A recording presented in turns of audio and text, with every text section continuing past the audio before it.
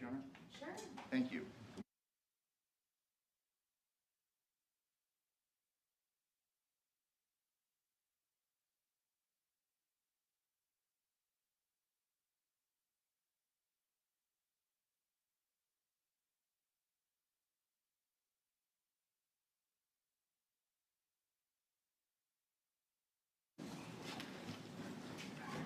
All rise, grand jury, please, yours.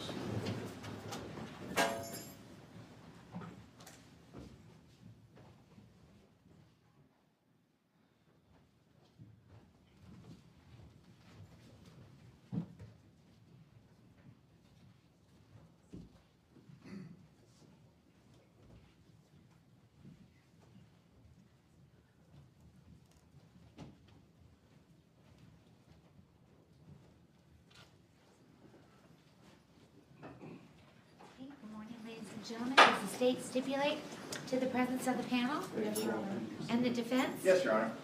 Okay, at this time, ladies and gentlemen, I am going to instruct you on the law. Officer Hawks is handing out the jury instructions. Each of you will have a copy of the instructions. You'll be able to take them with you when you go back to deliberate upon your verdict.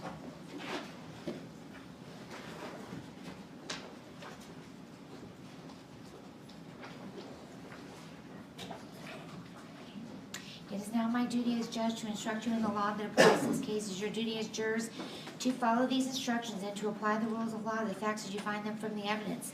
You must not be concerned with the wisdom of any rule of law stated in these instructions. Regardless of any opinion you may have as to what the law ought to be, it would be a violation of your oath to base a verdict upon any other view of the law than that given in the instructions of the court. Instruction number 2, if in these instructions any rule, direction, idea is repeated or stated in different ways, no emphasis thereon is intended by me, and none may be inferred by you. For that reason, you are not to single out any certain sentence or any individual point or instruction and ignore the others, but you are to consider all the instructions as a whole and regard each in the light of all the others. The order in which the instructions are given has no significance as to their relative importance. Number 3, an indictment is but a formal method of accusing a person of a crime and is not of itself any evidence of his guilt. In this case, it is charged an indictment that on or about the 2nd day of September 2022 within the County of Clark, State of Nevada, contrary to the form, force, and effect of statutes in such case is made and provided, and against the peace and dignity of the State of Nevada, the defendant committed the crime of murder with use of a deadly weapon, victim 60 years of age or older, as follows. Did willfully, unlawfully, with malice aforethought, kill Jeffrey Gehrman, who was 60 years of age or older, with use of a deadly weapon, to wit, a knife, by stabbing the said Jeffrey Gehrman multiple times about the body, the said killing having been 1, willful, deliberate, and premeditated, and or 2, perpetrated by lying in wait for the said Jeffrey Gehrman, and or 3, perpetrated by abuse of an older person. It is the duty of the jury to apply the rules of law contained in these instructions to the facts of the case and determine whether or not the defendant is guilty of the offense charged. Number 4, murder is the unlawful killing of a human being with malice aforethought, either express or implied. The unlawful killing may be effected by any of the various means by which death may be occasioned. Number 5, malice aforethought means the intentional doing of a wrongful act without legal cause or excuse, or what the law considers adequate provocation. The condition of mind described as malice aforethought may arise from anger, hatred, revenge, or from particular ill will, spite, or grudge toward the person killed. It may also arise from an unjustifiable or unlawful motive or purpose to injure another, proceeding from a heart fatally bent on mischief, or with reckless disregard of consequences in social duty. Malice aforethought does not imply deliberation or the lapse of any considerable time between the malicious intention to injure another and the actual execution of the intent, but denotes an unlawful purpose and design as opposed to accident and mischance. Number 6, express malice is that deliberate intention unlawfully to take away the life of a human being which is manifested by external circumstances capable of proof. Malice may be implied when no considerable provocation appears, or when all of the circumstances of the killing show an abandoned and malignant heart. Number 7, the indictment alleges alternative theories of murder of the first degree, as allowed by law. In addition to willful, deliberate, premeditated murder, the indictment alleges the defendant committed the murder by means of lying in wait and or by abuse of an older person. Number 8, one theory of murder of the first degree is murder which is perpetrated by means of any kind of willful, deliberate, and premeditated killing. All three elements, willfulness, deliberation, and premeditation, must be proven beyond a reasonable doubt before an accused can be convicted of first-degree murder under the theory of liability. Number 9, willfulness is the intention to kill. There need be no appreciable space of time between formation of the intent to kill and the act of killing. Number 10, deliberation is the process of determining upon a course of action to kill as a result of thought, including weighing the reasons for and against the action and considering the consequences of the actions. A deliberate determination may be arrived at in a short period of time, but in all cases, the determination must not be formed in passion, or if formed in passion, it must be carried out after there has been time for the passion to subside and deliberation to occur. A mere unconsidered and rash impulse is not deliberate, even though it includes the intent to kill. Number 11, premeditation is a design, a determination to kill distinctly formed in the mind by the time of the killing. Premeditation need not be for a day, an hour, or even a minute. It may be as instantaneous as successive thoughts of the mind. For if the jury believes from the evidence that the act constituting the killing has been preceded by and has been the result of premeditation, no matter how rapidly the act follows the premeditation, it is premeditated. Number 12, the law does not undertake to measure in units of time the length of the period during which the thought must be pondered before it can ripen into an intent to kill which is truly deliberate and premeditated. The time will vary with different individuals and under varying circumstances. The true test is not the duration of time, but rather the extent of the reflection. A cold, calculated judgment and decision may be arrived at in a short period of time, but a mere unconsidered and rash impulse, even though it includes an intent to kill, is not deliberation and premeditation, as will fix an unlawful killing as murder of the first degree. Number 13, another theory of murder of the first degree is murder perpetrated by means of lying in wait. The elements necessary to constitute lying in wait are watching, waiting, and concealment from the person killed with the intention of inflicting serious bodily injury upon such person or of killing such person. Nothing requires that the lying in wait exist for or consume any particular period of time before the act which causes the death. It is only necessary that the act causing death be preceded by and the outgrowth of lying in wait. Where a killing is accomplished after lying in wait, the state is not required to prove premeditation or deliberation. The killing constitutes murder of the first degree so long as it was committed with malice, either express or implied. Number 14, another theory of murder of the first degree is a kind of murder which carries with it conclusive evidence of malice aforethought. One of these classes of murder is murder committed in the perpetration or attempted perpetration of abuse of an older person. Therefore, a killing which is committed in the perpetration or attempted perpetration of abuse of an older person is deemed to be murder of the first degree, whether the killing was intentional or unintentional or accidental. This is called the felony murder rule. The intent to perpetrate or attempt to perpetrate abuse of an older person must be proven beyond a reasonable doubt. Number 15, any person who abuses an older person is guilty of abuse of an older person. Abuse means willfully causing unjustifiably pain or injury or mental suffering to an older person. An older person is defined in Nevada as 60 years of age or older. Number 16, although your verdict must be unanimous as to the charge, you do not have to agree on the theory of guilt or liability. Therefore, even if you cannot agree on whether the facts establish the defendant is guilty of willful, deliberate, and premeditated murder, murder by means of lying in wait, or felony murder by means of abuse of an older person, so long as all of you agree that the evidence establishes the defendant's guilt of murder in the first degree, your verdict shall be murder of the first degree. Number 17, all murder which is not murder of the first degree is murder of the second degree. Murder of the second degree is murder with malice aforethought, but without the admixture of premeditation and deliberation, nor by means of lying in wait or by means of elder abuse. Number 18, you are instructed that if you find the state has established that the defendant has committed first-degree murder, you shall select first-degree murder as your verdict. The crime of first-degree murder includes the crime of second-degree murder. You may find the defendant guilty of second-degree murder if, 1, you have not found beyond a reasonable doubt that the defendant is guilty of murder of the first degree, and 2, all 12 of you are convinced beyond a reasonable doubt the defendant is guilty of the crime of second-degree murder.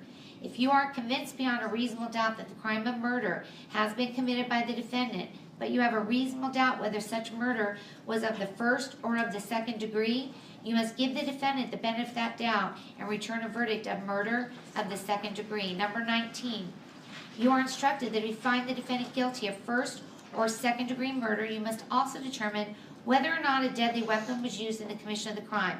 If you find beyond a reasonable doubt that a deadly weapon was used in the commission of such an offense, then you shall return the appropriate guilty verdict reflecting with use of a deadly weapon.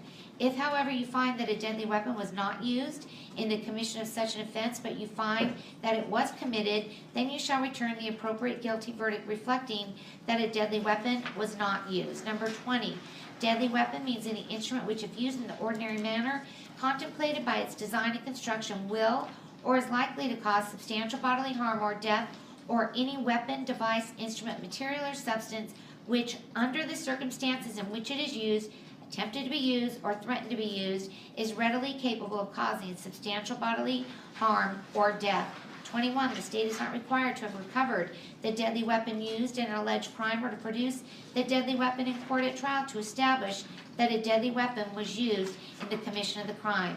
Number 22, in arriving at your verdict in this case as to whether the defendant is guilty or not guilty, the subject of penalty or punishment is not to be discussed or considered by you and should in no way influence your verdict.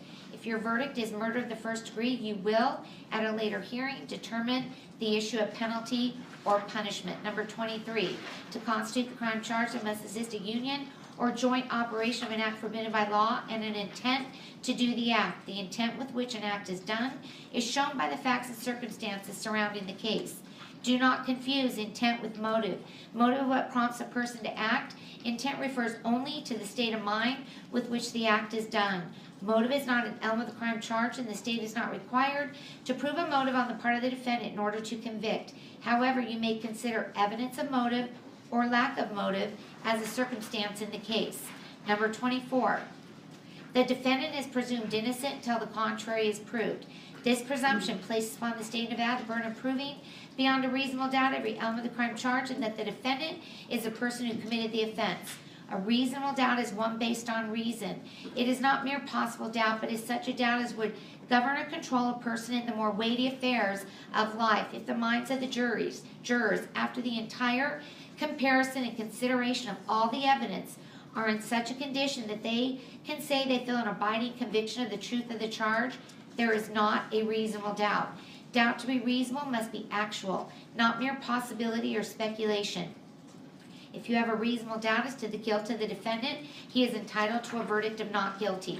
Number 25, the evidence which you are to consider in this case consists of the testimony of the witnesses, the exhibits, and any facts admitted or agreed to by counsel. There are two types of evidence, direct and circumstantial. Direct evidence is the testimony of a person who claims to have personal knowledge of the commission of the crime which has been charged, such as an eyewitness. Circumstantial evidence is the proof of a chain of facts and circumstances which tend to show whether the defendant is guilty or not guilty. The law makes no distinction between the way to be given either direct or circumstantial evidence.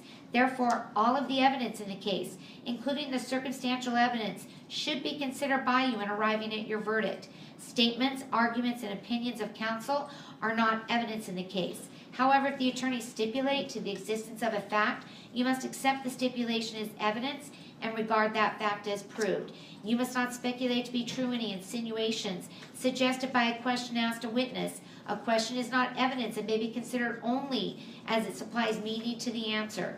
You must disregard any evidence to which an objection was sustained by the court and any evidence ordered stricken by the court. Anything you may have seen or heard outside the courtroom is not evidence and must also be disregarded. Number 26, in this trial, you heard evidence of other acts regarding the defendant, Mr. Tejas, in the articles written by Jeff Gehrman. You are not to conclude from this evidence the defendant is a person of bad character or is predisposed to commit crimes. Number 27, the credibility or believability of a witness should be determined by their manner upon the stand, their relationship to the parties, their fears, motives, interests, or feelings, their opportunity to have observed the matter to which they testified, the reasonableness of their statements, and the strength or weakness of their recollections. If If you believe a witness has lied about any material fact in the case, you may disregard the entire testimony of that witness or any portion of their testimony which is not proved by other evidence. Number 28, witnesses who have special knowledge, skill, experience, training, or education in a particular subject have testified to certain opinions. This type of witness is referred to as an expert witness. In determining what weight to give an opinion expressed by an expert witness, you should consider the qualifications and believability of the witness, the facts or materials upon which the opinion is based, and the reasons for each opinion. Opinion is only as good as the facts and reasons on which it is based. If you find that any fact has not been proven or has been disproved, you may consider that in determining the value of the opinion. Likewise, you must consider the strength or weaknesses of the reasons on which it is based. You are not bound by any opinion. Give each opinion the weight you find it deserves. You may disregard any opinion if you find it to be unreasonable. Number 29, although you are to consider only the evidence in the case in reaching a verdict, you must bring to the consideration of the evidence your everyday common sense and judgment as reasonable men and women. Thus, you are not limited solely to what you see and hear as the witnesses testify. You may draw reasonable inferences from the evidence which you feel are justified in the light of common experience, keeping in mind such inferences should not be based on speculation or guess. A verdict may never be influenced by sympathy, prejudice, or public opinion. Your decision should be the product of sincere judgment and sound discretion in accordance with these rules of law.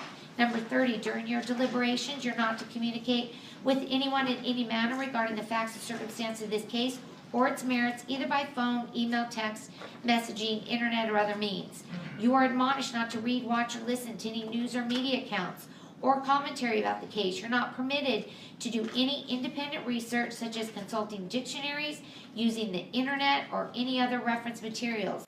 You are further admonished not to conduct any investigation, test a theory of the case, recreate any aspects of the case, or in any other manner investigate or learn about the case on your own. Number 31, when you retire to consider your verdict, you must first select one of your members to act as foreperson who will preside over your deliberation and will be your spokesperson in court. During your deliberation, you will have all the exhibits admitted into evidence, these written instructions, and forms of verdict prepared for your convenience. Your verdict must be unanimous. As soon as you agree upon a verdict, the foreperson shall sign and date the verdict form and return with it to this room. Number 32. Now you will listen to the arguments of counsel, who will endeavor to aid you to reach a proper verdict by refreshing in your minds the evidence and by showing the application thereof to the law. But whatever counsel may say, you will bear in mind it is your duty to be governed in your deliberation by the evidence as you understand it and remember it to be, and by the laws given to you in these instructions, with the sole fixed and steadfast purpose of doing equal and exact justice between the defendant and the state of Nevada. The state may open and close the arguments. Thank you, Your Honor.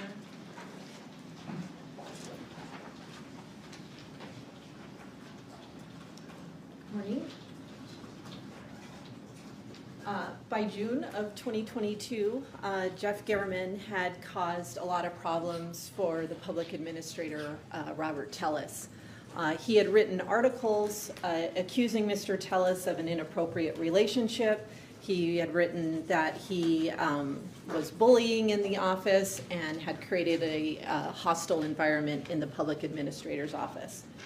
He had written an article saying that the management of Mr. Tellis was so bad that the county had to bring in a private consultant in order to assist with the management of an 8-person office.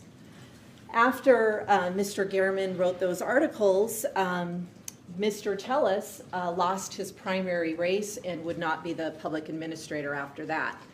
And not just that he lost the race, he lost the race to a rival within the public administrator's office itself. And from the text messages of Mr. Tellis, we learned that this was deeply, deeply troubling for him. He wrote to Mr. German, "I don't know what to say. I told you how much this all impacted me. You heard from employees who are being harassed by these people, provided you," I think this is a typo, "proof that I was doing my best to actually smooth things over. I had to make hard decisions. Still, you wrote an article that makes it sound like I'm the guilty one. That wasn't fair or balanced." He told Mr. Gehrman, "I'm distraught right now." Clearly, there are typos in my message. He told Mr. Gehrman that he was adding to the pressure of his life. I've done so much for that office. I've told you that I've been followed and that I caught Rita following me. You decided to take it on her word that she wasn't. However, clearly she was. It seems to me that you valued sensationalism or the value of a potential takedown than actually telling the truth.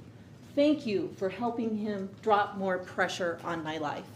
Now, Mr. Gehrman's response was a response that you'd get probably from many reporters. He says, "Sorry you feel that way. My editors and I feel the story is fair and balanced." Mr. Tellis's response, "I don't know that you could truly feel that. You have concrete proof I provided you of what is really going on. You acknowledge much of it. You mention none of it. If telling yourself that you were fair helps you sleep at night while you're trying to destroy good people, that's your prerogative." And Mr. Tellis does attempt to fight back from these articles. On his campaign website, he posts this letter discrediting the paper and discrediting the allegations in those articles written by Mr. Gehrman. He goes on Twitter and he accuses Mr. Gehrman of being a bully. He says Mr. Gehrman had threatened him. He told other people on social media in this first screenshot that because of those articles, I had to increase my medication to cope with it all. He tells someone who reposted the article or sent it that he was deeply disappointed that they had done that. And he's generally following the fallout of those articles on social media. But the reality is he lost that primary election after those articles were written, and he attributed it to the articles written by Jeff Gehrman.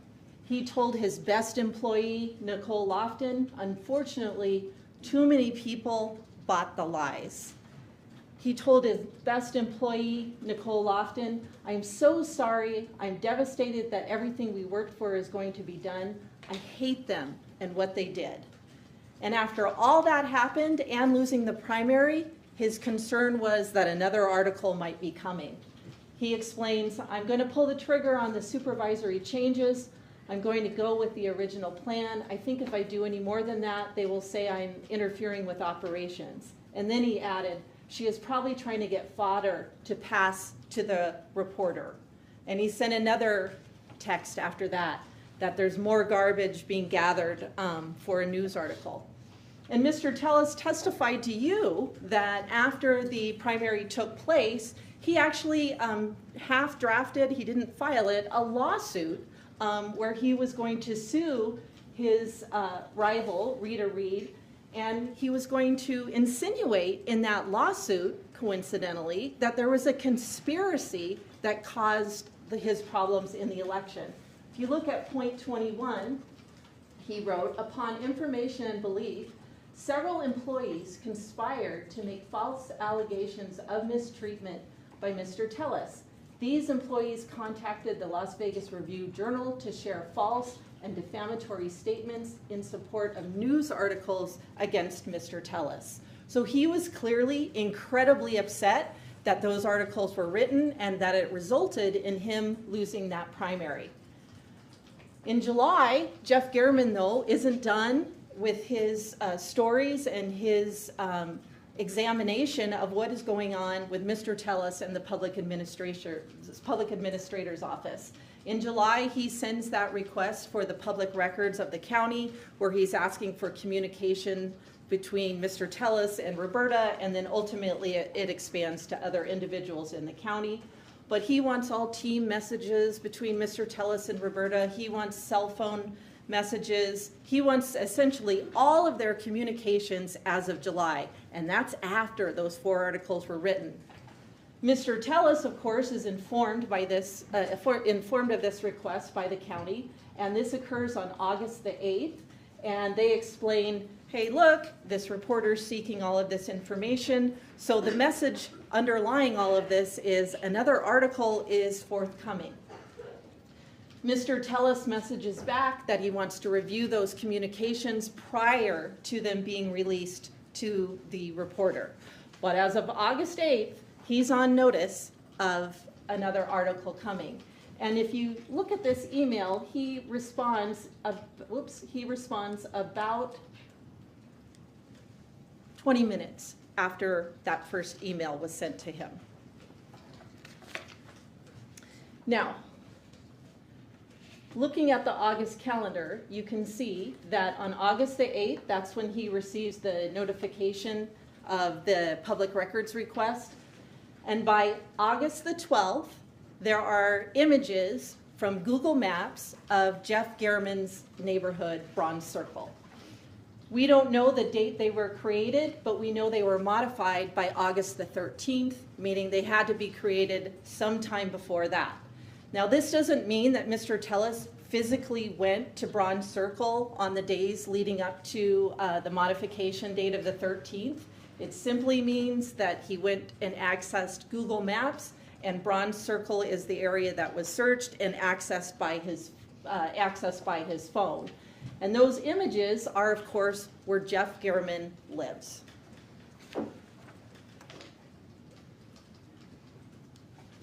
Now, the next date to keep in mind in our series of events in August of 22 is August the 15th. In August the 15th, that is when there's images of all of those cars that are kind of driving along the access road to Jeff Garriman's neighborhood. Now, once again, we have a modification date. That doesn't mean that the images were all taken on the 15th, but they had to exist before the 15th to be modified on that date. And if you recall, Detective Gaddis figured out where this was, and it's right off of Mr. Garriman's neighborhood. His house is right here on Bronze Circle, and she figured out by looking at the photographs where it was located in Las Vegas. And she figured out it was located right at this Popeyes parking lot, and that slanted wall ends up being in almost all of the images. And there are a lot of them, of several cars driving by the access road to Mr. Garriman's house. So we have the notification on the 8th, we have accessing Google Maps on the 12th, we have those screenshots of all of those vehicles in conjunction with Mr. Garriman's neighborhood by the 15th, and then by the 23rd, there have been searches of Mr. Garriman's personal information on Mr. Tellis's computer. This is Mr. Tellis's work computer at his desk. If you look at the screen on the right, you can see like there's a bottle of hand sanitizer, there's an arrow pointing to it. Here's a closer view. And the screenshots from his phone, you can see that the same cap to that bottle is in the screenshot as well. So these were clearly taken on his work computer while he was at work. And you can see that he's looking up personal information of Mr. Garriman, the kind of car he drives. He ultimately is able to get the address of 7216 off his work computer. And once again, those photos were in existence by August the 23rd of 2022. So all of those events, the notification, the accessing of Bronze Circle on Google Maps, the screenshots of the car, and then using the work computer to access personal information of Jeff Garriman all occurs in August of 2022. Moving to September, that's when Mr. Tellis, on September the 1st, receives notification that the county is getting ready to release all of those documents that were subject to the public records request. He's notified, and Ms. Kennan is notified on September the 1st of 2022, and the murder's the very next day. It's about 15 hours later. Now, we know that on the morning of the 2nd, Mr. Tellis left his house and proceeded into the area of Mr. Garriman's neighborhood, and that he kind of meanders around there, but ultimately ends up on those cross streets and then proceeds on foot to Mr. Garriman's residence. Mr. Tellis's residence is at the top of the screen there on Spanish Steps. He goes down that Silk Tassel Road and then goes on Red Hills Road.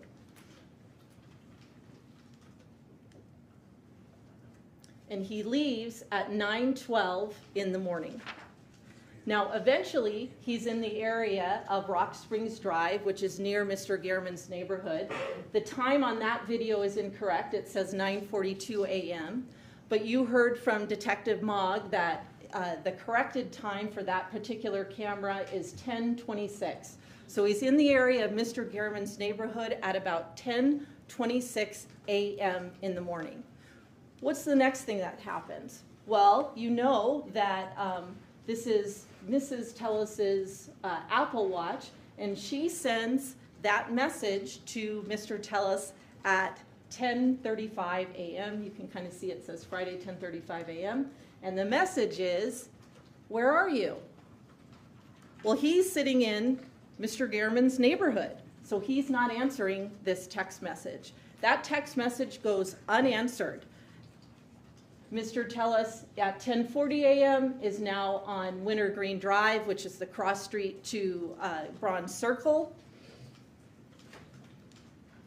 He's on Wintergreen Drive at about 11 a.m., and the murder itself takes place at about 11:18 a.m.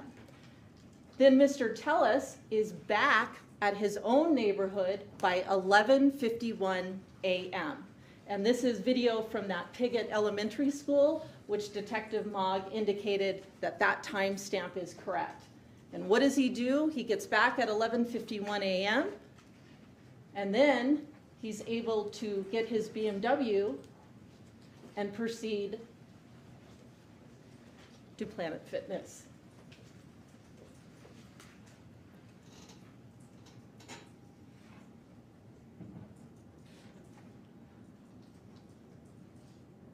So there's his BMW leaving. It's 12:03, and then you know from Detective Gaddis's testimony that it's about a 4 to 6 minute drive. He's able to be at Planet Fitness by 12:09. So by 9/3, which is now the day after the murder, it has been reported that Jeff Gehrman has been murdered. And then Roberta, who's working, has heard about the murder, and she's starting to get concerned. She tells Mr. Tellis, I'm working tomorrow now. I don't want to be in the office alone. I'd rather be with the crazy women than alone right now. She's concerned about Mr. Gehrman getting murdered, and she's scared about being in the office alone. By September 5th and 6th, the Las Vegas Metropolitan Police Department has released images of the assailant and also of the Yukon itself.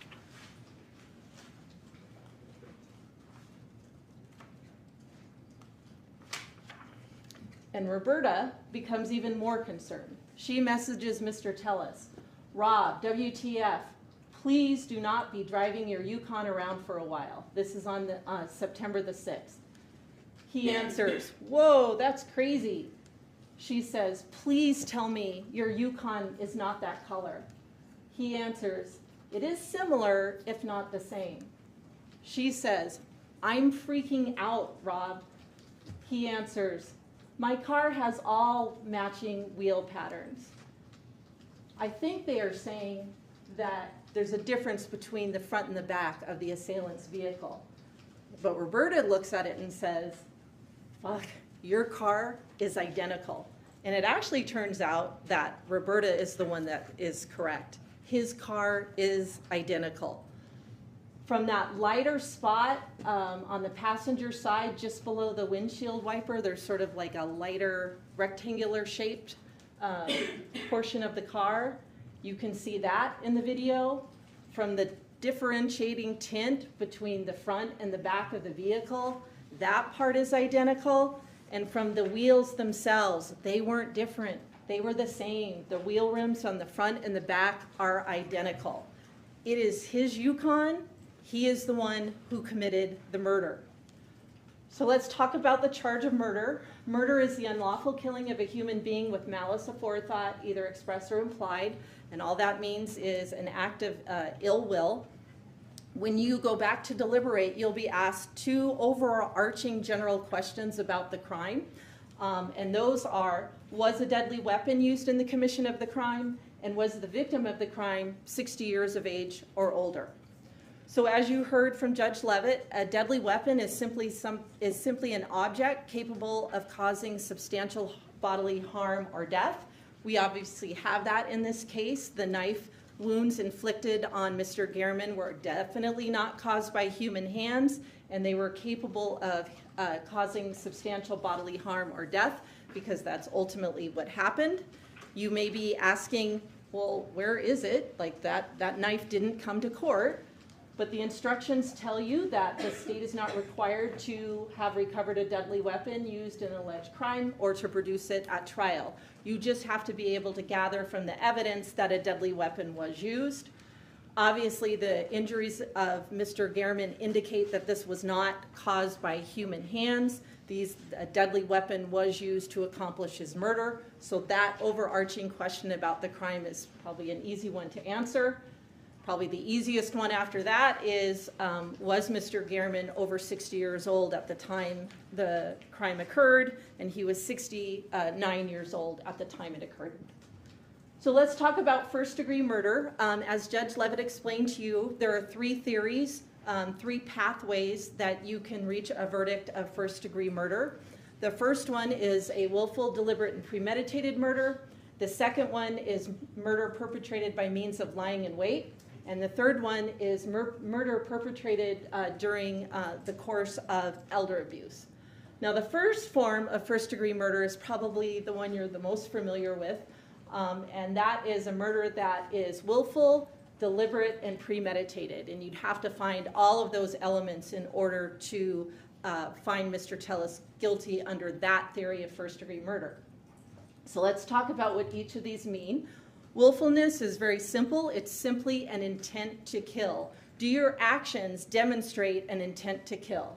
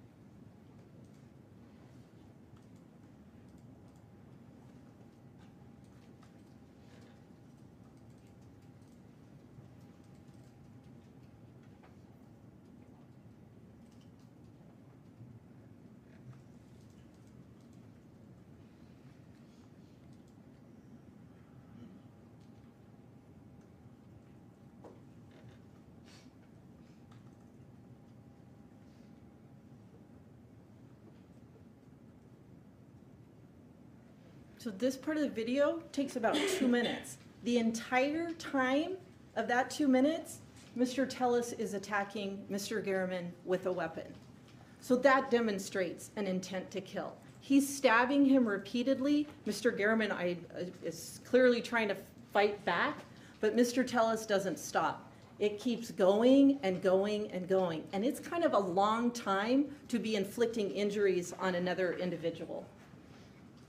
He finally walks out on the side.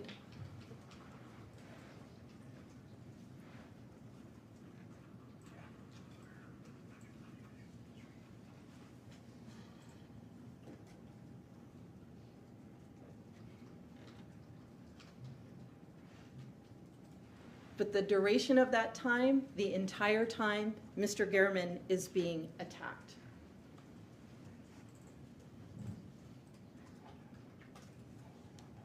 So let's talk about deliberation, which is the second element. Deliberation is determining upon a course of action to kill as a result of thought, including weighing the reasons for and against the action.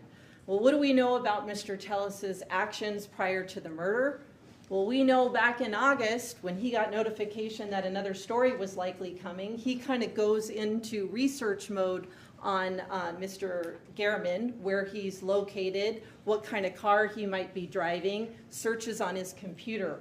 All of that demonstrates deliberation. Even if you didn't have all of these actions back in August, the length of time of the actual attack itself is sort of a shorter version demonstrating a course of action to kill, right? In the course of 2 minutes, you were stabbing someone multiple times, you could change your mind, but he doesn't do that. He keeps going and going and going, not even withstanding all this pre-planning. Now, premeditation is the last element of that first theory of first-degree murder, and that is simply a decision to kill before you do it. Before you came in and sat as jurors, you may have thought that premeditation is always a case of pre-planning and months in advance and that sort of thing. And that is definitely a case of first-degree murder and kind of exactly what we have in this case. But you're told by the instruction that premeditation need not be for a day, an hour, or even a minute. It can be as instantaneous as successive thoughts of the mind. So what that instruction tells you is, in the law of Nevada, for premeditation, if I make a decision to kill you and I do it a month from now, that's premeditation. If I make a decision to kill and I do it a week from now, that's premeditation. If I do it an hour later, it's premeditation. If I do it a minute later, it's premeditation. If I do it a second later, it's still premeditation. And you have a video of the attack on Mr. Garriman, and clearly there's a decision made to kill him. But beyond that, you also know that Mr. Tellis took the step of leaving his phone at home prior to the murder. That's indication of premeditation and planning. You know that he bothered to disguise himself by wearing the hat and the orange outfit. That shows premeditation, a decision to kill. And you also know, most of all, that he brought a weapon over to Mr. Garriman's house, and that shows premeditation as well. So that theory of first-degree murder has been established in this case.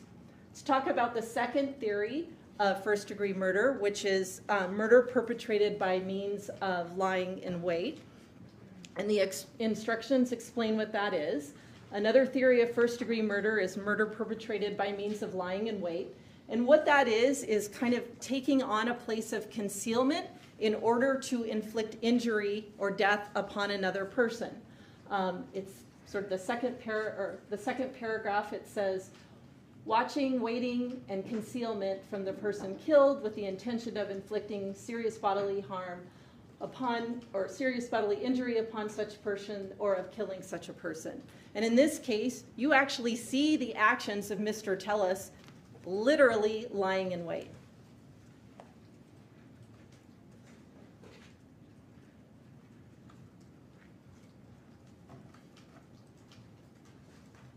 He goes into Mr. Garriman's yard and recedes to the back in order to be in a place of concealment in order to attack him later on.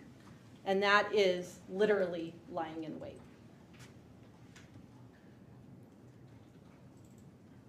So that theory of first-degree murder is established as well. The third theory of first-degree murder is murder occurring during the perpetration of abuse of an older person. And this is kind of like child abuse, where if you abuse a child and a child happens to die in the course of abuse, it's automatically first-degree murder. The same is true for individuals who are over 60. If you abuse an older person and they die during the course of that abuse, that is an automatic case of first-degree murder. And it's sort of a policy judgment to protect vulnerable members of our society. The instructions tell you another theory of first-degree murder is a kind of murder which carries with it conclusive evidence of malice aforethought. One of these classes of murder is murder committed in the perpetration or attempted perpetration of abuse of an older person. Therefore, a killing which is committed in the perpetration or attempted perpetration of an older person is deemed to be murder of the first degree, whether the killing was intentional, unintentional, or accidental. We have that in this case. Mr. Gehrman was over 60 years old, so by abusing him and causing his death, it is automatically another theory of first-degree murder. So this is a picture of the verdict form that you'll have back in your deliberation room, and you can kind of see on the top in all caps it says murder with use of a deadly weapon, victim 60 years of age or older. That was those very first two questions I discussed with you at the beginning of the closing that you would answer as jurors. And then as a jury, you should ask about the individual theories of first-degree murder and vote on them. So you have to vote if all 12 of you think that this was a willful, deliberate, and premeditated murder. Do all 12 of you find that it was perpetrated by means of lying in wait? Do all 12 of you agree that it was perpetrated in the course of abuse of an older person? If you find all of those, then you mark those boxes. If you are in disagreement, say only 3 of you think it was willful, deliberate, and premeditated, or some combination, you have to take a vote to decide if all of you believe that it's first-degree murder under some theory. And if it is, you mark that last box and say, we don't find unanimously under any of those 3 theories, but all of us agree, 12 of us agree that it's some form of first-degree murder. The law tells you, although your verdict must be unanimous as to charge, you do not have to agree on a theory of guilt or liability. So if all 12 of you agree one form of first-degree murder, then you mark that last box. But it's the state's position that all 3 of those theories, willful, deliberate, premeditated, lying in wait, and elder abuse, clearly apply in this case. And really, Mr. Tellis isn't disagreeing that this is a case of first-degree murder. He's just saying that it was a Compass Realty assassin who did it. Now here we see Mr. Tellis leaving his house at about 9:12 a.m. And it's the state's theory, of course, that at that point he's left his house and his cell phone is sitting back at his house on Spanish Steps. The state's theory is that Mr. Tellis leaves his residence, leaves the phone at the residence, and is proceeding to Mr. Gehrman's residence. And as we've discussed, the Yukon is seen at Rock Springs at about 10:26 a.m. Here's 2 different images of it. Meanwhile, Mr. Tellis's cell phone, which is sitting back at Spanish Steps, is getting some incoming messages. There's an incoming and unanswered message at about 9:44 a.m. about a work case. There's an incoming and unanswered message at about 10:16 about another case at his work. There's an incoming unanswered message from his wife saying, "Where are you?" at 10:36 a.m. Now you'd think, given that some of the allegations in the articles, this might be one he'd answer pretty quickly. There's an unanswered incoming call from his wife at 10:43 a.m. that doesn't get answered by him. And there's another incoming call that occurs at 11:16 a.m. Meanwhile, he is at Mr. Gehrman's house. So ask yourself this.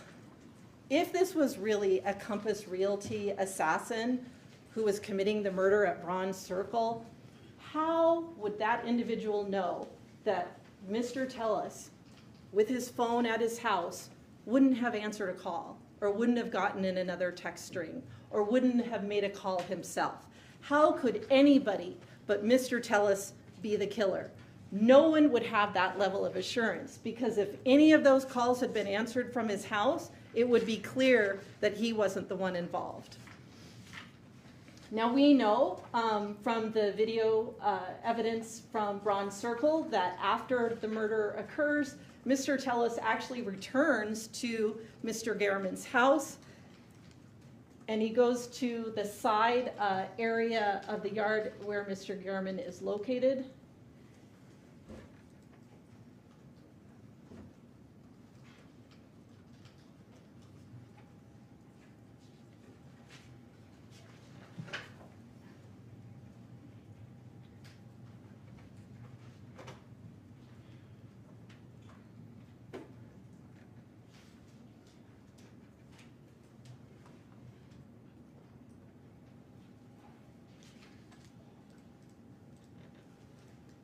and then he returns back to the Yukon.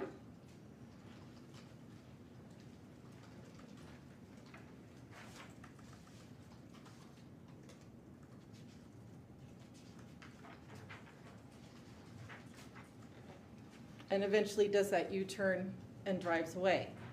But if you're wondering why there isn't blood in the Yukon, he had to walk all the way out of that crime scene, and anything that had been deposited on his shoes would have come off in the rocks.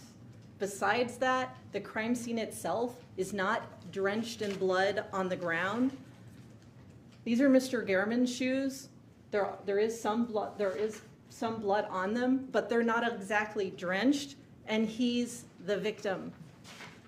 So after Mr. Tellis leaves Bronze Circle for the second time, he goes east, he goes on Wintergreen, he goes on Washington, he goes on Rampart, he goes on Apple, and he goes back to his neighborhood at 11:51, and then he leaves again to go to Planet Fitness at about 12:03.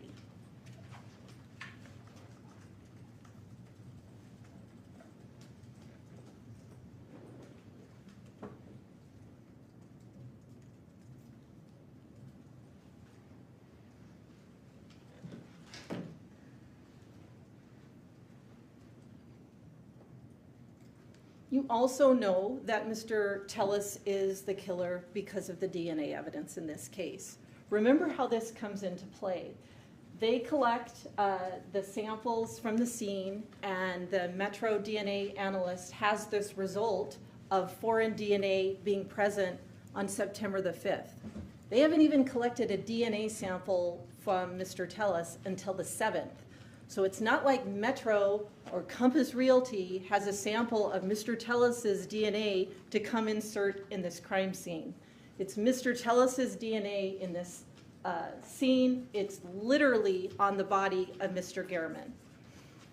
The items from the search warrant also tell you that Mr. Tellis is the person responsible for this crime. Those shoes that were found in the house, they weren't planted. They were hidden. They were cut up. Anyone who planted the shoes would have no reason to cut them up.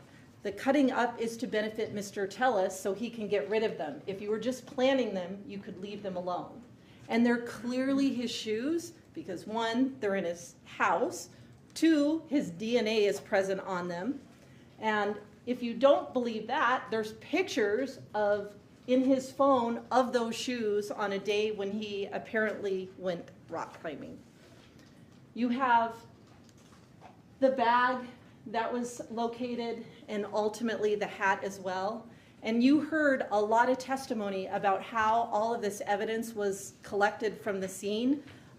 There's the detective who physically finds it, working with other detectives who are also doing the search. There's the detective that's assigned to be the scribe, to write down where everything is located. There's a crime scene analyst assigned to photograph it in place. There's DNA analysts who actually analyze the physical evidence after the fact. And all of this occurred, this whole search occurred while his wife is sitting in the house and aware of what they're doing. None of this evidence was planted. There's the bag, there's the hat, that was the location of the hat in his house. Finally, you know from the searches the Bronze Circle where he accessed the Google Maps of Mr. Gehrman's house that he is the one responsible. He's not friends with Mr. Gehrman. He doesn't have business to do with Mr. Gehrman. There is no reason for images of Bronze Circle to be in his phone prior to the murder occurring. You also know that he is the one responsible from the sort of amateur surveillance that occurred in August prior to the murder itself. There's no reason for any of this to be in his phone, but that he's attempting to gather information on Mr. Gehrman.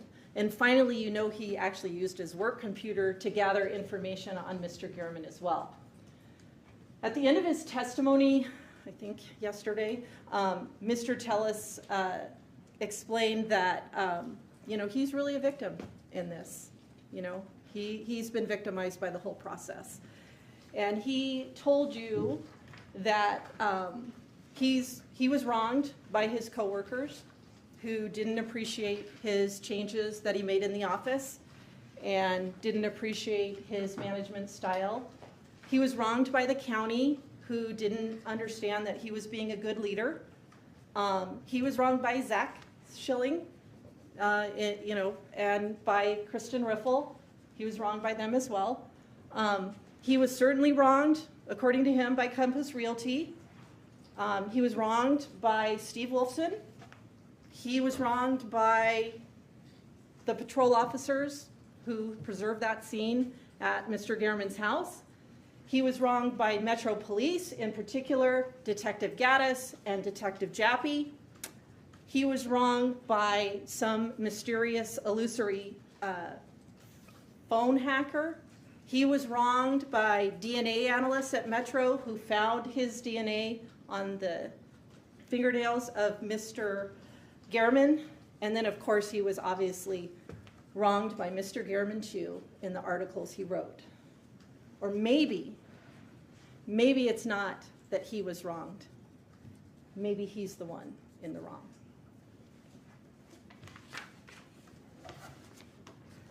Thank you very much. At this time, we're going to take a 10-minute recess. During this recess, you're admonished not to discuss or communicate with anyone, including your fellow jurors, in any way regarding the case or its merits, either by voice, phone, email, text, internet, or other means of communication or social media, or read, watch, or listen to any news or media accounts or commentary, do research, consult dictionaries, the internet, or reference materials, do any investigation, test a theory, recreate any aspect of the case.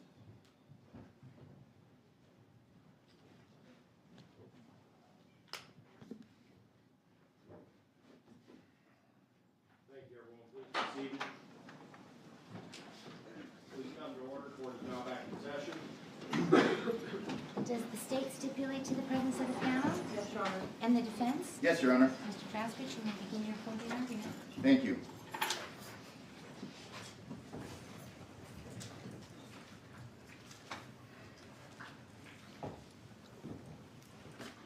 Am I on?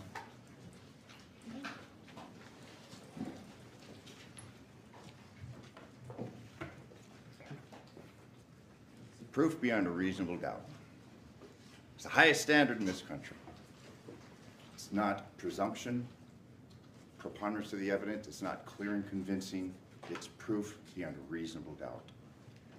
This concept was borrowed from the Old English common law. Our founding fathers thought that it'd be better to it's better to let 10 guilty men go free than to wrongfully convict an innocent person. Additionally, I would submit to you that it reflects the reality that very few people have the resources, the means, the wherewithal to prove their innocence. You know, you heard testimony by narrative by the defendant, Mr. Tellis. Generally, you don't discuss a person being in custody, but he testified truthfully from the stand concerning his incarceration. He had testified that he'd been in custody for 2 years and that he wanted to tell you his story. Jury instruction number 27 discusses a witness's manner upon the stand. You and you alone are to judge every witness's credibility. In jury instruction number 3, it states that you are to apply the law to the facts. As we had stated at the beginning of this trial, you are the sole judges of the facts in this case. We had asked you at the beginning if you would keep an open mind, and we're certain that you have. This case is not about who called the most witnesses. The state did. This case is not about who had the most exhibits presented to you. The state did. We had asked you that at the close of evidence and at the end of this trial, if we were to sit at counsel table with Mr. Tellis and not ask a single question, not discuss a single document, not to submit a single document, if you had a doubt, and if it were a reasonable one, he'd be entitled to a verdict of not guilty.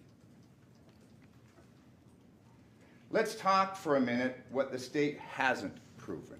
And again, there is no burden whatsoever on that man. Jeff Garriman DNA wasn't anywhere but at the scene of the crime. And this is significant because we heard a very able explanation of the state's evidence from their point of view. There was no blood or DNA evidence concerning Mr. Garriman in Mr. Tellis's home, in or on his vehicles, in or on his clothing. None of that would implicate Mr. Tellis. There had been discussion on the state's closing wherein there was blood everywhere in the scene. In the Bronze Circle address, obviously it was a stabbing. You can see through the exhibits that you will have with you in the jury room, there was blood everywhere, on the bushes, on the bird dish. Nowhere in Mr. Tellis's vehicle do we find blood. You recall the testimony, blood presumptive negative, on both doors on the driver's side, the seat belt, the brake pedal, the gas pedal, the mat, nothing. There was no blood on his person, clothing, anything else. You didn't hear from any witnesses concerning any personal knowledge to contradict Mr. Tellis's version of the events for September 2nd. There was not a positive identification of the subject vehicle or Mr. Tellis at the scene. There's no evidence whatsoever of any gloves being recovered. And you've seen, and it's fairly clear from the video evidence that you've been presented, that assailant was wearing gloves. There was no recovery of a murder weapon. That vest with the reflective strips, you didn't see that. And the pants, we had pants that were recovered. You saw the blue pants. Obviously, that didn't bear any evidence to implicate Mr. Tellis. And I would submit to you that the facts and common sense would dictate that had he been the murderer, there'd be evidence of it on these articles, on that getup that person was wearing on September 2nd. This is a point that I would urge you to consider because I would submit to you that's crucial in determining whether the state, and again, it's the state alone that bears the burden, has proven their case against Mr. Tellis. There's no surveillance or eyewitness testimony showing that Tellis left his house that day headed to Mr. Garriman's home. We did hear evidence, and it was uncontroverted, and that came through Detective Gaddis, that on the day of the stop, September 2nd, it's Metro policy to have body cam. The officers that stopped him in relation to the warrant that was obtained with Mr. Jappy's, Detective Jappy's participation, it was issued at 2 a.m. on the 7th. The officers that stopped Mr. Tellis, the officers that detained Mr. Tellis, didn't have the body cam on, and that was requested multiple times. Ultimately, there was an order from Her Honor on July 18th of 2023, and after that order. And you recall going through the cam, the reports, the CAD reports, there was intervention, but again, that key piece of evidence was overwritten, it was destroyed. Again, is that indication of some wide-ranging conspiracy? And I'm not going to stand before you today and necessarily argue that there was. But what that shows is that Metro makes mistakes. Metro officers, Metro detectives are human. You think of the old proverbial idea of police officers with their brass buttons, blue uniforms. They're human beings underneath their titles, underneath their uniforms, and they're just like all of us. They make mistakes. That shows you that mistakes are made on behalf of Metro. And the Las Vegas Metropolitan Police Department is not infallible. Let's talk about Robert Tellis's blood, or the lack thereof, at the scene of the murder. You had seen some pretty good videos capturing that person leaving Jeff Garriman's house after the stabbing. I would submit to you that it's the state's argument that Mr. Tellis cut himself through that incident. You heard his testimony. You are the sole judges of the facts concerning that. What we do have, in addition to the state's video, is we have this assailant walking away from the 7217 Bronze Circle address. That finger was cut. That finger had been damaged by a knife or otherwise severely injured. Wouldn't there be blood? Wouldn't common sense dictate that there'd be blood in the bushes surrounding Jeff German's body, in the rocks which were recovered, in the sidewalk outside the house? Nothing. And again, it's the state's burden to present you every bit of evidence in their prosecution, and you should take into consideration the evidence that they've presented to you.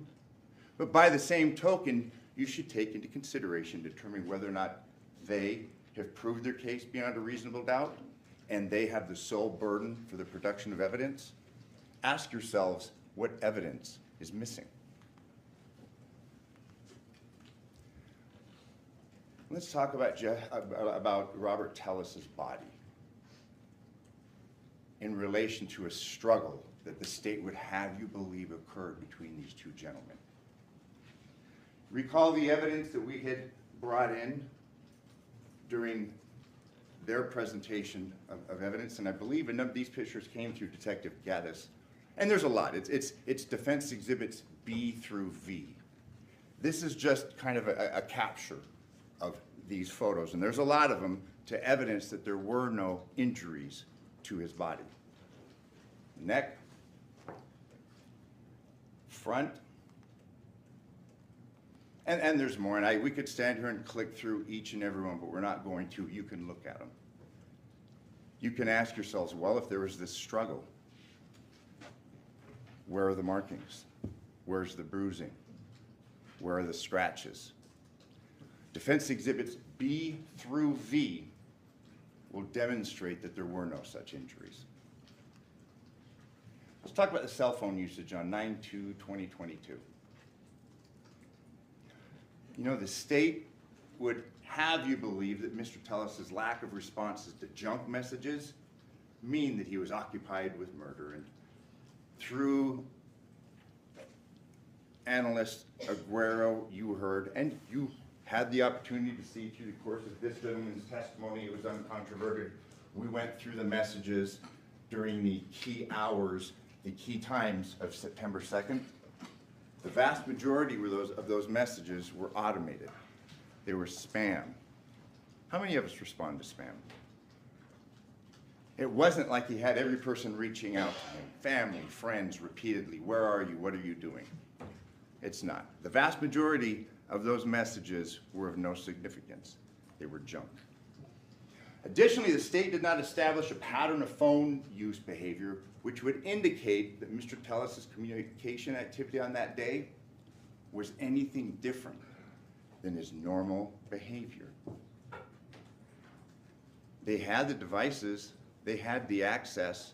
You heard no testimony that his accessing his phone, his using his phone on September 2nd was anything different than the day before, the day following, the weeks before, or the weeks following Mr. German's murder.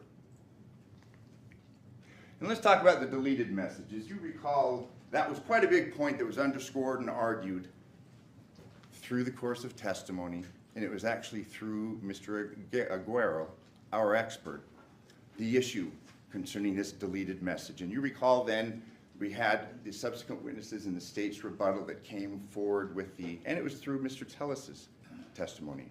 Do you remember the watch, the Apple Watch? Then there was questions asked, what about the other device that presumably these messages were being received on? We didn't get the benefit, and again, it's their burden to compare the Apple Watch with the Pixel phone. We didn't have that. But what we did hear from that detective is that he couldn't say one way or the other. Do you remember that question, where are you? Obviously, if someone's home, they can speak with one another. But we didn't hear and we couldn't hear any evidence. And for you to just make a judgment based upon their own expert, their own witness who has special training and knowledge, say, I couldn't say one way or the other whether that message was deleted on the Pixel device, the device that they have alleged was Mr. Tellis's phone. That's significant. Let's talk about what the state does have. They've got a cut-up straw hat and shoes. There's really no reasonable explanation, rational explanation one way or the other. Obviously, if this person's the murderer, why not get rid of the shoes? You'd have to presume that he had knowledge of the shoes and their whereabouts. Let's talk about that hat. Why wasn't that hat discarded? Again, we'd have to presume knowledge on the part of Mr. Tellis where that hat was. And again, neither the shoes nor the hat tied him to Jeff German's residence. We had a shoulder bag with balls in it. Do you recall that exhibit? We had a basketball and a football that looked like some sawdust, and you'll have all of these exhibits. What's going on with that? I guess you're to use your common sense, which is one of the latter instructions, and assume that this bag is somehow implicated in the murder of Jeff German. And then it winds up in a storage area in the family home with a basketball and a football and what I would submit to you looks like sawdust in the middle of it. The image artifacts from the cache of Robert Tellis's phone, as well as the vehicle and the address inquiries on Mr. Tellis's work computer, it was fairly clear through the course of the testimony that that work computer had access to the Google account that would presumably be accessed by his Pixel phone. If one has password to that, one can have access to the devices. Matt Havaness said that he could not say the date of the cached images on the files of Mr. Tellis's Google Pixel phone. We were shown a calendar. We were to draw inferences. We don't know specifically who accessed, who searched for those images, and we don't know when they were created. And I would submit to you that that's significant, and the state should explain that to you. On Defense Exhibit 03, Robert Tellis's user accounts on his Dell Omnipex located at the Public Administrator's Office. Again, this is the report. You have it. This is Mr. Aguero's summation of his analysis. Again, it shows that this Google account, where these damaging photos and images are shown, it's the same. It's the same account. It can be uploaded, accessed by both the cell phone and the work computer. Obviously, we know what was going on from the testimony of multiple witnesses, what was going on at the Public Administrator's Office and the turmoil. I would submit that's something that you should consider and determine what the facts are and what the state has proven beyond a reasonable doubt. There is a positive DNA hit for Mr. Tellis related to Jeff German's fingernails. And you recall at the beginning of the state's presentation last week, you heard from the crime scene analysts, and I would submit to you that it was fairly clear that there was a little less than an airtight investigation because, after all, police officers, detectives, crime scene analysts make mistakes. Reference to the lab techs, Ms. Brown and Ms. Koljenovich, they were trainees at the time that they did this DNA collection and the processing for presumptive negative or presumptive positive blood evidence. This is significant. It was Claire Manning. She had testified, she was young, blonde. She had testified that she couldn't recall who bagged the hands. That was at the scene of the murder. You never heard testimony as to who initially bagged the hands of Jeff German's body. One would think, and common sense would dictate, that they'd be able to tell you that. They couldn't, not from a single witness. She testified that she took custody both of the fingernails and the evidence concerning Mr. Tellis, but again, she couldn't tell you who bagged the hands. Again, this Google search on the recipe, you heard that the last day of trial, like that was somehow significant. Do you recall in the recross of the detective, there was at least 2 computers at the Tellis home that were not reviewed. They weren't checked for those recipes. So again, I'd submit to you, we have a wash. Detective Mogg, Christopher Mogg, he's now retired. He's an analyst, he lives in Texas. You recall at the beginning of this trial, he gave what appeared to be fairly detailed testimony concerning the whereabouts of the subject, Denali. Do you recall on cross, it was addressed that at 9:10, that vehicle was entering in from the Piggott Elementary. And again, you saw the map, it's in evidence. You can see that this right here is not the entrance to Mr. Tellis's neighborhood. It's streets away. It's not close. He gave you testimony that apparently he drove through the neighborhood where Mr. Tellis lived, off the Spanish Steps address. He said to look for things of evidentiary value. We heard nothing. We heard nothing concerning other vehicles in the neighborhood. Do you recall the testimony that there was at least 67 red Denalis? We heard testimony that that number at one point perhaps was greater. Perhaps it was at 67, which nobody contradicted, but we never heard what was ultimately narrowed down to. We had Detective Mogg, and I'll refer to him as detective because in essence he still is. He testified and just said he was sure that it was that man's Denali, period. Do you recall the testimony that was shown concerning, and I would submit to you because you are the sole judges of the facts, that there was something peculiar about this Denali, something in the right-hand window area, that plastic stripping. You have the photos. Please look at them. We are given testimony based upon his analysis. We have at the same part near Piggott Elementary, we have this vehicle leaving at 9:12:32. But what's significant about the 9:10 where we see it entering the neighborhood or the area, again, it's not Mr. Tellis' specific neighborhood, we're not told where it was before that, who was driving it. What's important, and I want to back up, is at 9:10, we have this vehicle entering the area. And you have to ask yourself, what's occurring between 9:10 and 9:12? If we're to take the state, based upon the evidence that they have presented, what went on during that 2 minutes and a few seconds? We don't know. Did it even make it to the Tellis' house or some other neighbor, other house in the area?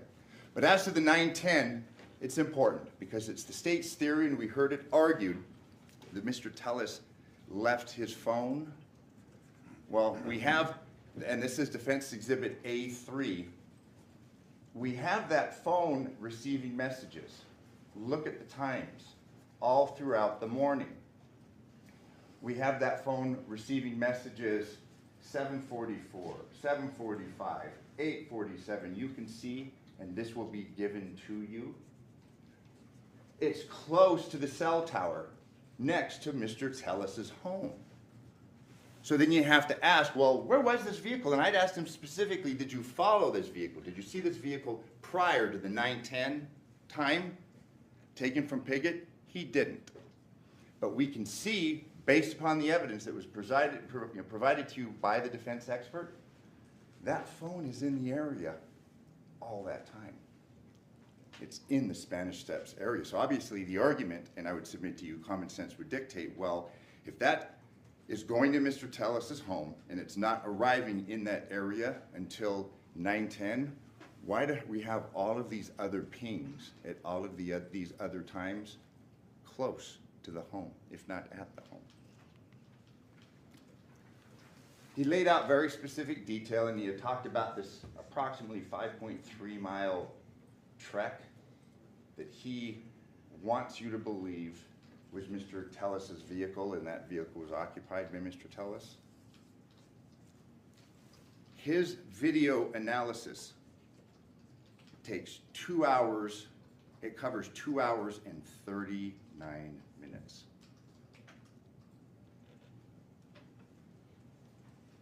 The state couldn't show you what happened during that 2 hour and 39-minute period. 5.3 mile trip to and from. You know, they basically show you closed circuit TV coverage, which it wasn't. There was a lot of dark spots of the vehicle driving there. But then the vehicle driving back, and I won't say it was driving to and from Tellis's home because we have no evidence of that. You know, we're to believe the state that there's no ring cameras in a fairly affluent neighborhood. I'd submit to you, does that make any sense? What we're going to ask you to look at, and please do, you know, you've done a lot through the course of this trial. It's your duty to be here, and you have fulfilled that duty. You've taken notes. Through the very last witness, it's been apparent that you've been paying attention, that you've maintained an open mind. You know, oftentimes we suffer, especially law enforcement, from what's called confirmation bias. You reach a judgment, sometimes early on in the case, and then you work backwards to confirm what the judgment that you've arrived at the beginning should be at the end. And I would submit to you that that's what happened. This was the 1405 Wintergreen. As you recall, there was an issue concerning the timing. This was channel 3, all right? This is State's Exhibit 372. You have that. You'll be given a laptop. Look at this. This was an image that was not part of his presentation to you at his testimony and during his testimony. This laptop has the ability to pause. It has the ability to zoom. Watch this.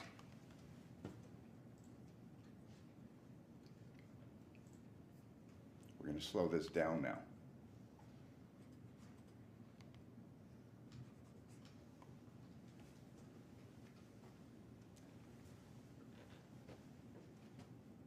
You have this evidence. It wasn't part of his presentation, but it's been provided to you. Look at the profile.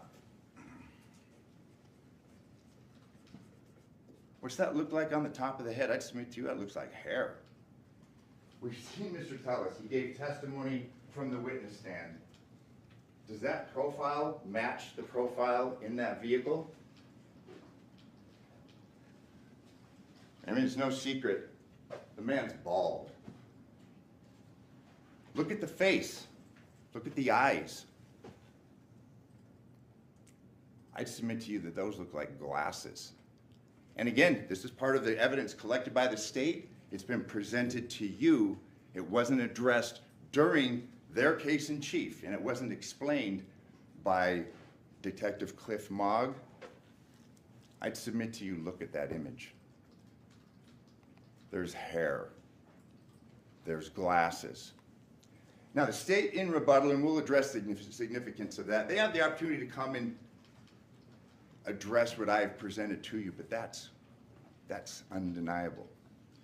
What I'm going to show you next is the image on channel 2. That's the same video coverage, but now it has the vehicle coming from a different direction.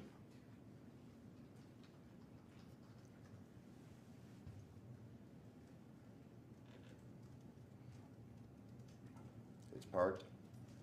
Do you remember the testimony from Mr. Martinez? I think it was John Martinez, of no significance. It was fairly unmemorable on that date. He said he saw the person. Nothing caught his attention because nothing was memorable. There's no talk of a disguise. Glasses, nothing. It's bland. Nothing was memorable. Take a look. Oh, hang on.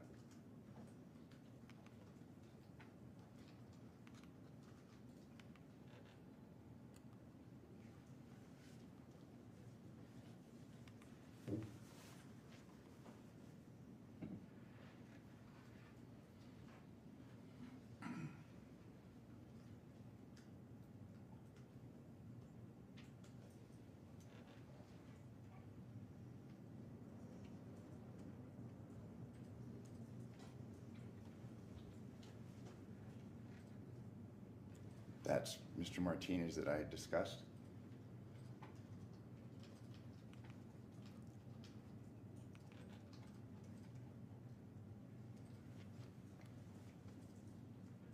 Look at this image.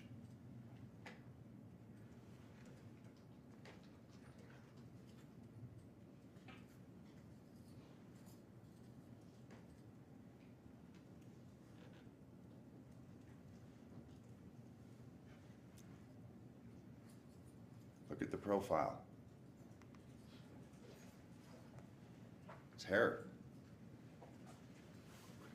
We have two captures from two different angles. The profile does not match the profile of Mr. Tellis. And they're consistent. It's not open to dispute.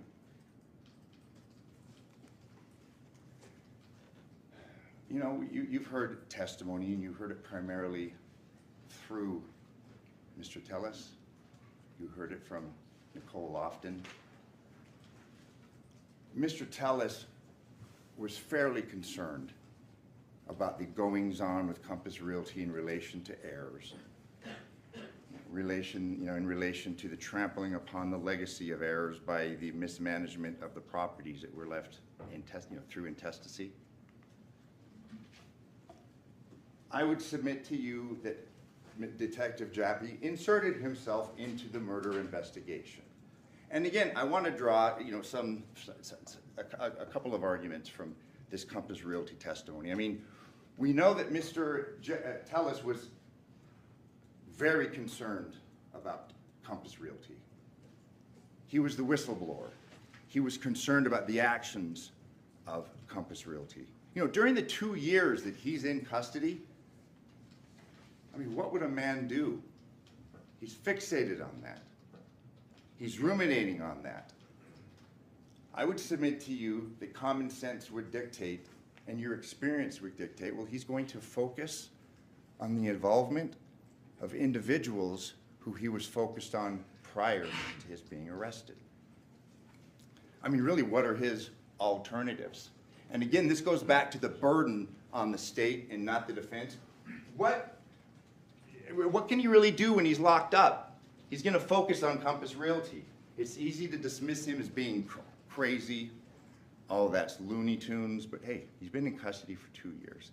He was worried about Compass Realty prior to being incarcerated. He was worried about the goings-on with the old guard, about his work at the public administrator's office for financial reasons he testified concerning, and you've heard testimony supporting that. Why wouldn't he continue worrying about that? Why wouldn't he keep thinking, well, I'm being framed, I'm being charged with a murder that I don't think I committed, I didn't commit. He's going to focus on what he was focusing on before he was arrested. You know, we heard testimony from Detective Gaddis. Do you recall the exhibits, the information that was presented about the release on September 5th? The video release of that individual walking. They started getting tips. Do you recall the email that was in her 70-page officer's report where she had communicated with Detective Jappy predating that? The first communication that we have on record and that's referenced is September 4th. Detective Jappy, when asked, did you incriminate him? Did you give him, did you give her evidence implicating him in this crime? And he said, I gave her information. But then we heard from Detective Gaddis that she had a communication with him again on September 5th. And again, she was given motive. In Detective Jappy's mind, she was given motive to focus on that man and his alleged motive to kill Mr. Gehrman. So he wouldn't agree from the stand that he implicated Mr. Tellis, but to call a detective or to email a detective on September 4th, and then again on September 5th and say, look at this guy, he's got a motive to kill.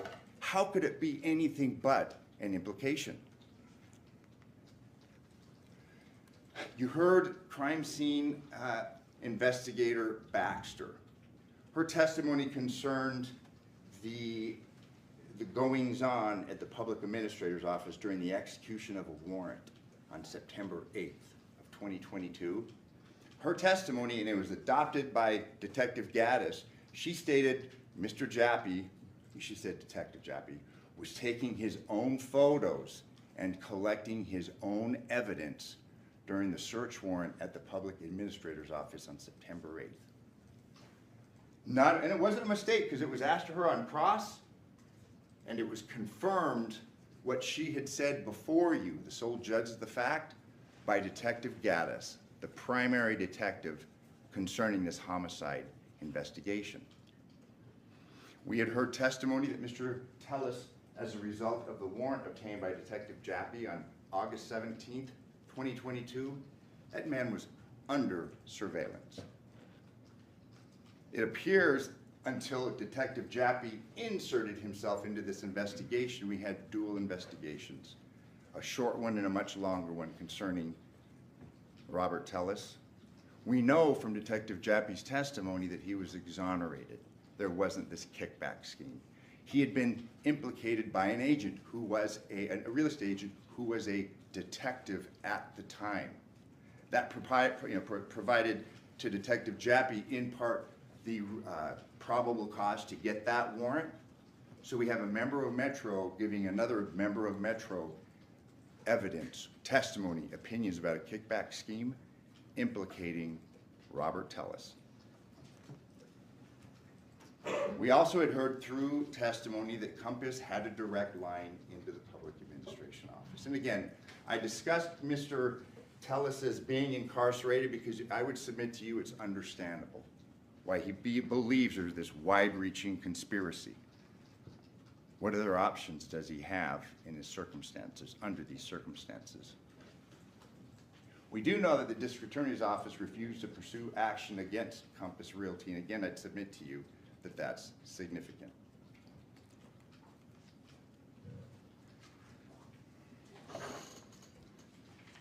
You know, the purpose of closing argument is for counsel to stand before you and highlight the evidence that's been presented to you. I'm not going to stand here and go through every witness, discuss every piece of evidence and all the testimony, because you have been here. You have been attentive and you are fulfilling your duties. You're being good jurors. But again, my job is to argue the law and, in essence, the facts to you and what we feel is significant. As I said at the beginning of my remarks, it's the state's burden, and the state's burden alone, to prove this case beyond a reasonable doubt. This is our last opportunity to discuss matters and discuss the evidence and the inferences to be drawn from the evidence. Mr. Hamner now is going to take the floor and he's going to argue concerning matters that I perhaps didn't bring up. Address those on your own. Look at the evidence. You've got over 36 exhibits that were marked and admitted through the defense in this case. Watch the videos. Look at the drive concerning those images of that gentleman with hair, which Mr. Tellis does not have. But since the state carries the burden and the state alone, they get the opportunity to get 2 bites of the proverbial apple. Mr. Hamner now can stand and argue why you should convict Mr. Tellis. And I'm going to ask you with your open minds and your attentiveness to address those concerns. And at the close of this process, you find Mr. Tellis not guilty. Thank you very much. Mr. Hamner, you may begin your rebuttal. Yeah, if I can just get a minute just to set up. Sure. Okay, thanks so much. Can you take it?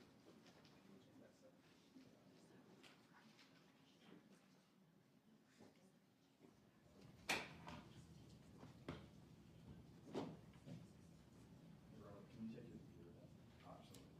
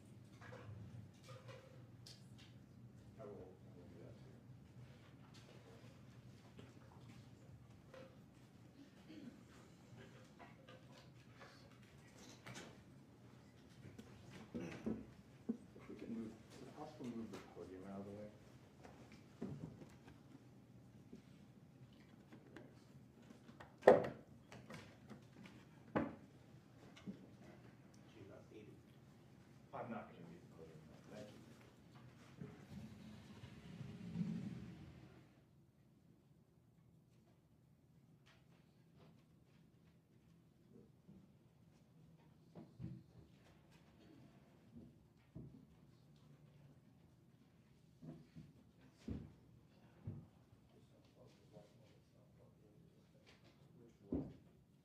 That actually, well, it needs to be plugged into my laptop. That's fine. I know I'm a bunch of this. Does that swirl around? Yeah, but that one there is not plugged in. This one is not.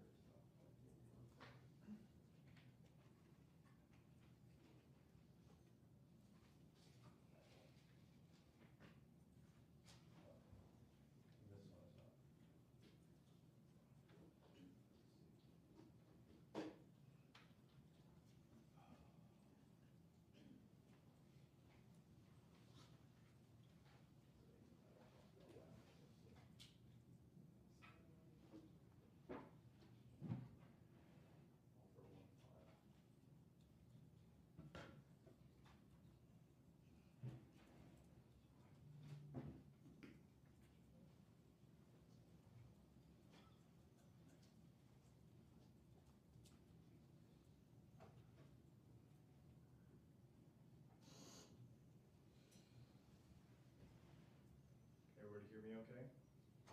All right. This is quite the setup.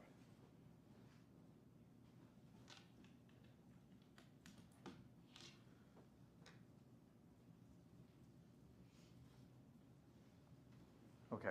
May I proceed? All right. Well, it's been 2 weeks. You guys have heard a lot of evidence. We thank you for your patience, and I will try to be as brief as I can. But as you've seen, with witness after witness after witness, the evidence is absolutely clear. The defendant murdered Jeff German. He murdered him because Jeff's writing destroyed his career. It destroyed his reputation. It threatened probably his marriage, exposed things that even he admitted he did not want the public to know. And he did it because Jeff wasn't done writing. He was informed on August 8th that a records request was being made by Mr. German, long after he had lost the race, well into his lame duck remaining administration as a PA. And he learns that Jeff wants to write more. And when he learns about the subject of it, it's not about him and Alicia. It's not about him and Rita. It's not about anybody except him and Roberta. And what you see unfolds over the course of a month.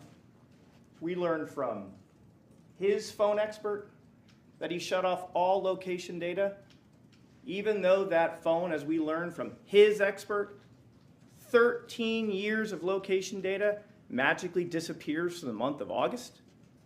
Why? Because of the August 8th email. He's over it. He's building a reconnaissance case. He starts to go on to Google Maps. He starts doing surveillance at Popeyes. He's using the power of his office and their computer software to find private details about Jeff, so it can culminate in murdering him.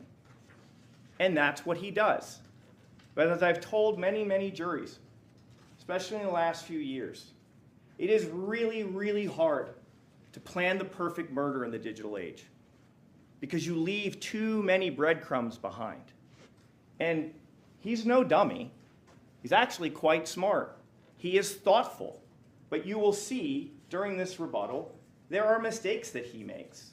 And there are things that he simply cannot account for, that when a police starts to look into an investigation and deploys the tools that the police have at their disposal, it uncovers the inconsistencies. It uncovers his mistakes. But I gotta start with what he got up and told us about, the alleged conspiracy.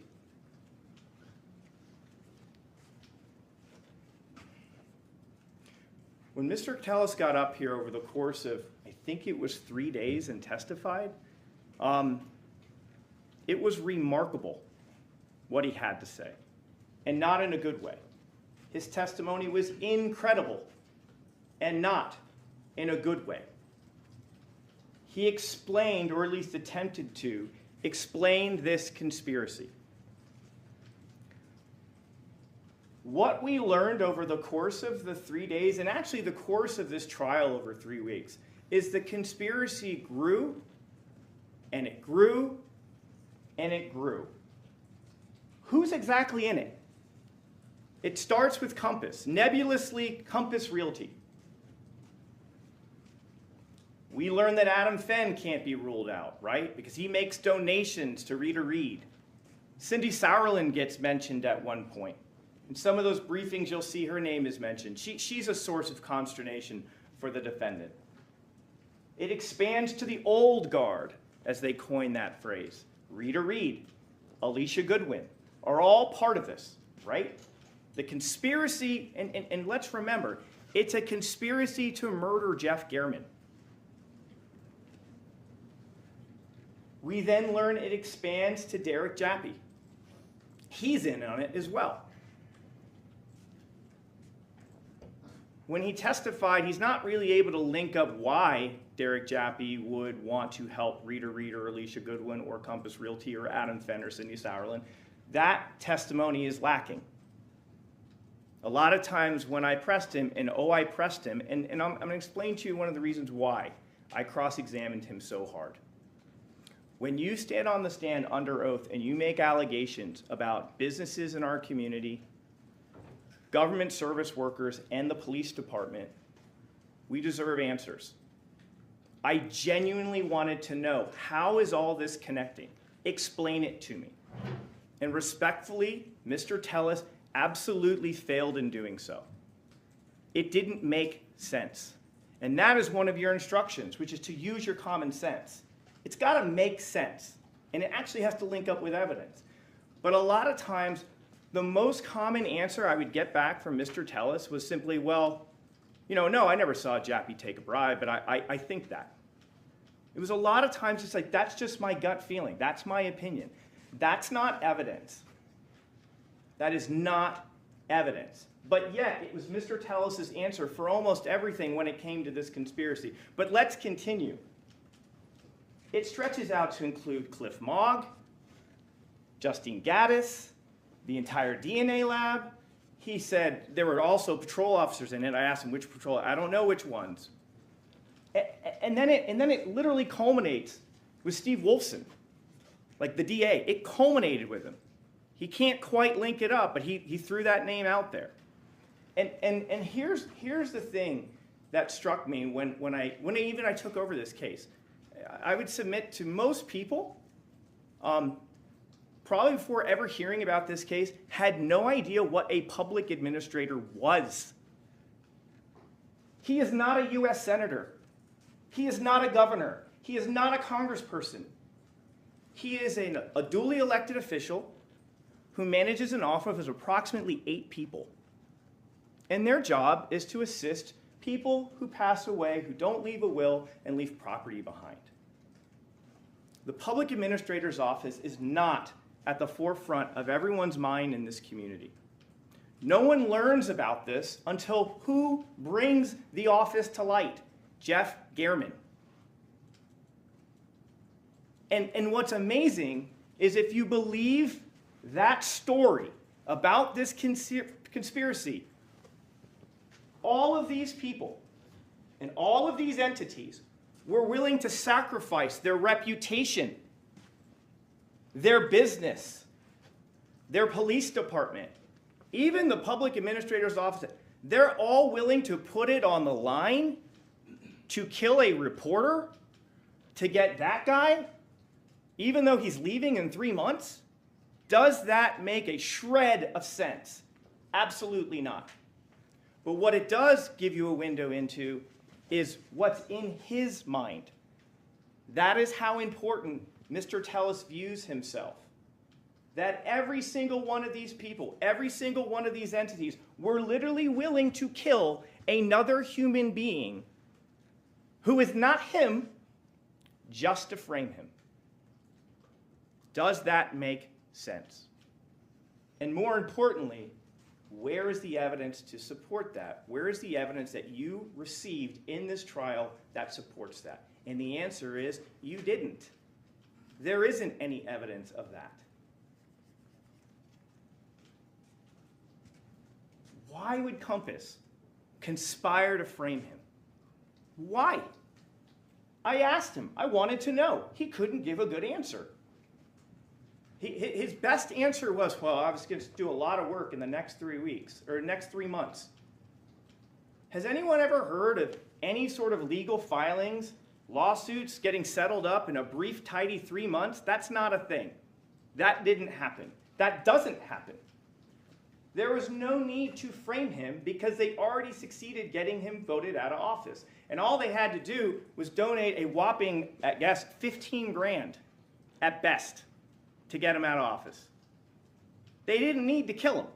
He was on his way out the door. He is a lame duck. And lame ducks don't matter. What incentive does Metro have in this conspiracy with a real estate company to frame a lame duck? That's an even bigger one. Why would they do that? What did we hear that would show us that Compass is like, hey, guess what? Hey, Metro Homicide, we need you to join us to go frame this outgoing politician. I mean, we killed the reporter. That's not important. But I want you to join us in this, and let's go frame this guy. And all of Metro's like, sign me up. Sounds great. Does that make any sense? Absolutely not. It makes no sense. And it's not supported by the evidence. And again, if Compass is literally willing to kill, why not just kill him? Just kill him. Why does Jeff have to suffer? It makes no sense. And it gets even worse. Well, before we get to that, here's the thing. When we go back, when you think about the Compass question, right?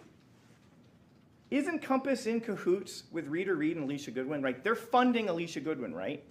Or no, Rita Reid. They're funding her campaign against him. And who do they get to help write the story? Jeff German. Like, why would they kill the guy who wrote the stories that got this guy out of office? Why would Compass do that? That doesn't make sense. And then, yeah, if it's really a frame job, the murder weapon should have been in the house. The orange shirt should have been in the house. The DNA should have been all over the place. Like, they're claiming, you know, well, why weren't these things located? The state would submit to you, he got rid of them. He got rid of the murder weapon and the orange shirt. He cleaned the outside of his Yukon. He even admitted it. And here's the thing. We only know that he wiped down his Yukon because on that one particular day, he was being watched. He wasn't watched every single day after the murder by Metro. Did you hear that testimony? There were other days he could have wiped the interior of his car if he wished. And I've always thought about the shoes. Like, the shoes to me was kind of an interesting one. My co-counsel's right. Like, the only one who benefits of like chopping up the shoes is Mr. Tellis. It's this awkward, amateurish way of getting kind of rid of the evidence. But I thought to myself, maybe Mr. Tellis didn't even think to like bring an extra pair of shoes. Because like, what happens if he walks in and he's totally barefoot? His wife would be like, why do you have no shoes on? He probably had to bring his shoes back in. He doesn't need the orange shirt. He doesn't need the murder weapon. It is his kid's bag, right? I mean, he said that's my kid's sports bag. So like, he probably needed to bring that back. I'm not sure what he was doing with the hat, I'll admit. But clearly he's chopping it up to try to get rid of it, just like his shoes. And why kill Jeff? Like, this is the question that is so destructive to this defense. It's his writing that shines a light on his behavior. He is sought out by the co-conspirators. to do this. And he admitted on the stand, one of the rare times he admits it, he admitted, yeah, his writing was the difference in the election. That's why I lost. I got that out of him. He was at least willing to concede that. But for Jeff German, he's still a public administrator. His writing is why the defendant is out of the job. And therefore, under this theory, he's got to be the one who's killed. That's his reward. He's collateral damage. Like, really? Rita and Alicia are like, sorry, Jeff, you got to go. It's been really nice. Thanks for the help, but you're out now. We got to clean up loose. I mean, is that really what's being suggested here? And the answer is that is what he's suggesting. But it defies common sense, and it's not supported by the evidence. And here's the other thing. Jeff's putting together a fifth article. And now, what we can tell from the records, it's just about Roberta and him. It's the salacious stuff. So who in this realm, if you think about everyone in the conspiracy, and you think about Mr. Tellis, who is the one that wouldn't want another article written about him engaging in an affair? You think Derek Jappy cares? Cliff Mogg? Adam Fenn? No. It's him. He's the only one that would have a stake in making sure that article never got written.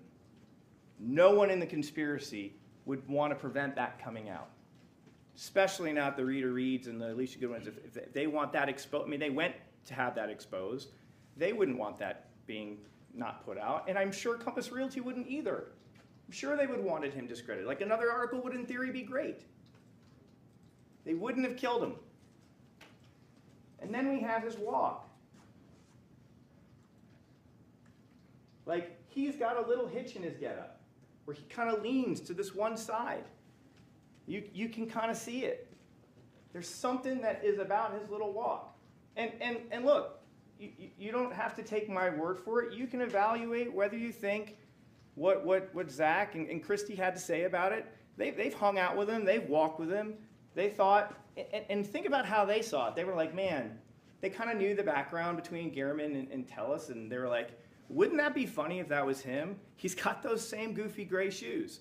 Like, that was the thing. Like, they noticed the shoes, which I think is really interesting, you know? But they don't act on it at first. But it's only when they see the Yukon that they kind of flip out and they're like, well, we probably should call on this. The only other person who came and said that wasn't him is Nicole. And listen, you'll have all of Nicole's texts. The state would submit to you that, look, there is no doubt she has a kinship to Mr. Tellis. You can see it in the text messages. You can see it. You can go read through them. The state would submit she has a bias. And, like, she cares about him. And I think he was probably good to her in the office, which is understandable. But, look, you can judge it on your own. You can judge the testimony of those other people. You can make that call for yourself. But I would submit to you, when you look at this, think about all the other evidence in the case. Think about all the other evidence, the motive, the physical things found in his house, his DNA underneath the nails. When looking at this and being like, is that him? And the state would submit to you, when you put all that together and you watch this video, absolutely, it's him. Professional killer versus amateur killer. Mr. Tellis would like you to believe that this was an assassin with combat training. The state would submit to you, you don't need combat training to stab people. You don't have to go to knife school. You don't have to do that. If you're angry enough, you can stab people pretty good. If you got enough hate in your heart, you can really go at people. And I would submit to you, the state would submit to you, that Mr. Tellis had had enough of being exposed, written about, publicized, embarrassed, and he wasn't going to have it done again. Because at this point, the state would submit, Gehrman had taken everything from him. Everything. Everything that he worked for. He worked his way up through law school. He got himself elected, and this guy took it all from him. And so he wanted to take something from Jeff, and that was his life. Professional assassins don't use their personal vehicles. They don't use their personal phones or work computers to conduct reconnaissance. They don't wear attention-grabbing outfits. They don't flee the scene and then double back to pull right up to a murder scene to look for possibly dropped evidence. And they don't leave items of clothing or apparel they use in the murder inside their own house. Professionals don't do that. The state would submit to you that what this was an amateur attempt by Mr. Tellis to pull off this killing. But here's the thing. It is thoughtful. It is deliberate. He really did a thoughtful job about it. I give him credit. I give him credit. But in the world of the digital age, we leave behind too many breadcrumbs. And when you're not a professional and you are an amateur, you tend to make mistakes. And that's what he did. For example, really smart idea.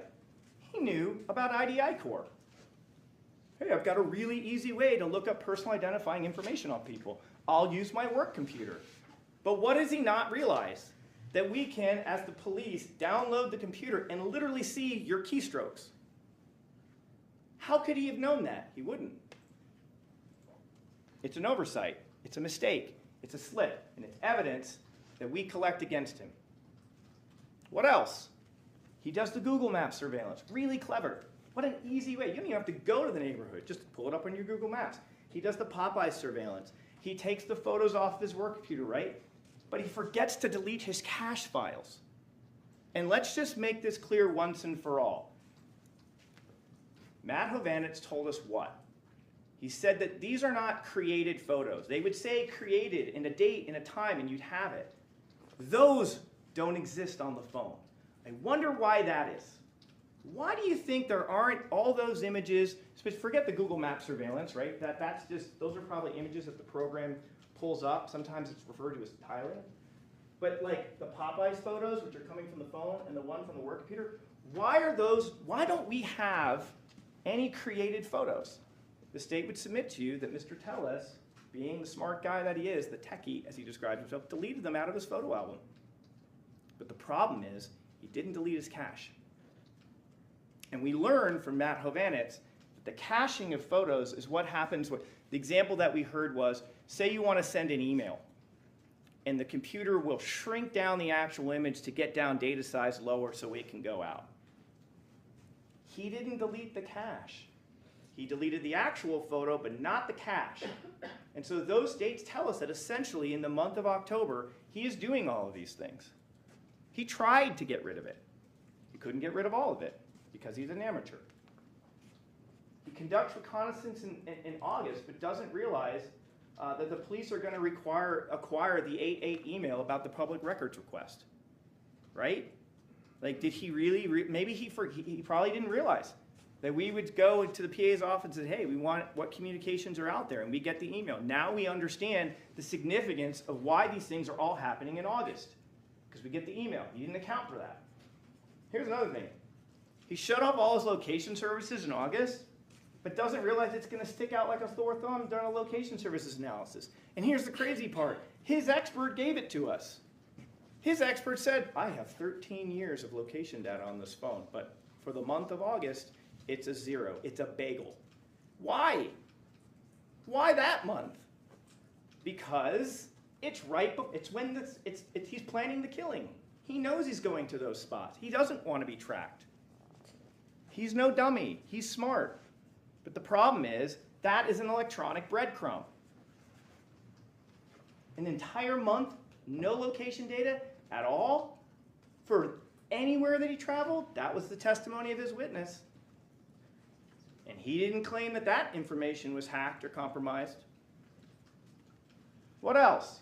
He decides to wear gray Nikes, but forgets to delete the shoes off his phone. And then he fails to get rid of the shoes in time by the time the cops do the search at his house. Maybe life just kind of gets in the way, right? He's maybe doing it late at night when the kids are asleep, and his wife's, doing a little, I don't know where he's planning on sprinkling the bits of the shoe, but like clearly he wants to do that to shrink it, and maybe it's harder to find. Like he's putting it in a place that only he would find it, like underneath the recliner. And like he can't account for like the one random photo where like his murdering shoes are right there when he's out rock climbing. Like he can't plan for that. And all the hundreds or thousands of images are there. He can't plan for that. creates the disguise of the construction worker, but doesn't account potentially for an interaction. And then again, he leaves his phone at home, which is smart, right? So we don't see the movement of the phone kind of going with the Yukon, right? But the problem is that when you go radio silence for like 5 hours and you start ignoring your wife's calls and texts, that's a problem. And then, great example. He gets up here and he tells us the whole story about the chicken fried rice. He was so happy to share that story. I was making my daughter lunch because she doesn't eat the school lunches, and I cut the tip off and I started bleeding, so I went and got the super glue and I cut it and and so that's why the DNA, that's the one time he was fine with DNA. But like, he doesn't realize that all we have to do is start checking it. Is there a Google recipe for chicken fried rice on your phone? And there wasn't. Because that's what he said he was doing. He didn't just say I was making a meal, he specified how he was doing it. He was like using a recipe, and that's the most logical place you would do it. People are not bringing their desktop computers and putting it in their kitchen when they're cooking fried rice. Like, that's not how that's going down. Like, if that their story was true, and we would submit it as not, because it's not there in the phone, he probably would have sat there with his phone on the counter, hit the YouTube or the Google recipe, and then he's working. So it should be there. But it's not. Because that was something used to explain why in the world would my DNA be on the scissors. Again, another example. He goes to great lengths to park down the street. And then it all goes down the drain when he leaves because he realizes, oh, I probably forgot something. So he wheels back and parks right in front of the house. That's a huge mistake. It's an amateur mistake. Here's another one, and I just noticed it while watching it. He left the garage door open. If you watch the video, after he does the killing, he walks away, the garage door is totally open. And then when he drives back and he gets out, he has 2 opportunities to close the door. What did we learn about what prompts the neighbors to worry about Jeff? It's the garage door. The hitman, the assassin shuts that garage door. But not an amateur, like Mr. Tellis, because in the panic of the moment, he's just like, I gotta get out of here as quickly as possible. It's a slip. It's a small slip, but it's reflective of who we're dealing with. And then he forgets to get rid of the hat. He forgets to get rid of the bag. He forgets to wipe his phone entirely. Next time, factory reset. Full factory reset. Hopefully that'll clear it all. Probably be up in the cloud. But the point is, he doesn't do the things he needs to do. They're amateur mistakes. It happens. But that's why it's hard to pull off the perfect murder in the digital age. And about that gray bag, the defendant told us on the stand he'd like to think he wouldn't have removed his children's basketball and football to use it in a murder. Remember that? And there's the bag. And there's the bag. And there it is. And the defense in his closing arguments said, we submit that there's sawdust inside the bag. Well, let's take a closer look at the sawdust. See that bag? Let's take a closer look. Remember the big sun hat? Is that sawdust? Doesn't look like little chopped up little bits. Looks more longer and rectangular and flat. Here's the hat. Here are those bits, long and rectangular. The state would submit to you, he put his chopped up hat in that bag and then transferred the bag into the Sprouts bag, put the basketball and the football back inside. That is not sawdust. I want to touch on some things that were brought up in closing argument. That Guerin's DNA is the only one at the scene. Well, our response is, well, his DNA is underneath Guerin's nails. So that's a huge problem. Not in his vehicle or in his clothing. He got rid of his clothing. We submit he cleaned his car. He also wasn't surveilled 24 hours a day. There was no positive ID from him at the scene. And that is correct. And listen, that's why we have this instruction about direct and circumstantial evidence. Because in Nevada, the law doesn't make a difference between the two. You can weigh it as you wish. Some cases have incredibly powerful examples of circumstantial evidence. Sometimes you've got a combination of both. Sometimes it's all direct. But but there's tons of direct evidence, like him in the Yukon, like that's, to be tracked from literally Silk Tassel all the way to his house and then all the way back is incredible. You heard about how many officers it took to track and go business to business to business to business. That's direct evidence. You've got the circumstantial evidence of his DNA. You've got the shoes with his DNA in it that's chopped up. You've got the hat. You have the surveillance in the phone. You have the whole motive laid out from the articles. I mean, okay, you're right. We didn't have one person standing out going, I watched Mr. Tellis stab Mr. Gehrman. You're right. But we got a whole lot of other evidence. There's no surveillance of Tellis exiting his home. You've heard testimony about it repeatedly. There wasn't cameras in the area. We just have surveillance of the street that's perpendicular to his driveway. And I thought I had pulled up, maybe I didn't, I apologize. I tried to put the image of that, but I want to address that. It might be still in here. Go back and check the map, because the way it actually works is Piggott Elementary, when he's coming in and out in his red Yukon and going to the gym in his BMW at the end, the street that comes down perpendicularly to turn out along the Piggott Elementary, that street is Silk Tassel. And when you look at a map, if you follow Silk Tassel, it perpendicularly, it runs into his driveway. Like all he has to do is like drive out of his driveway and he's already on Silk Tassel. So you're right, like we don't have him getting out of his car from his driveway, but we literally have the only street he needs to take to get to Piggott Elementary. It is not streets and streets and streets. It's the street before his driveway. There's the argument, well, Metro makes mistakes. There's that deletion of a traffic center. Well, as I've just pointed out, Tellis made a ton of mistakes himself. So we will own that, you know, on one traffic stop, we didn't mark a proper event number. And you can give it whatever weight you want. Tellis cutting himself while cooking. You know, again, we've talked about the chicken fried rice thing. That's not backed up. Wouldn't there be blood from the cut? Not necessarily. What if he had gloves on?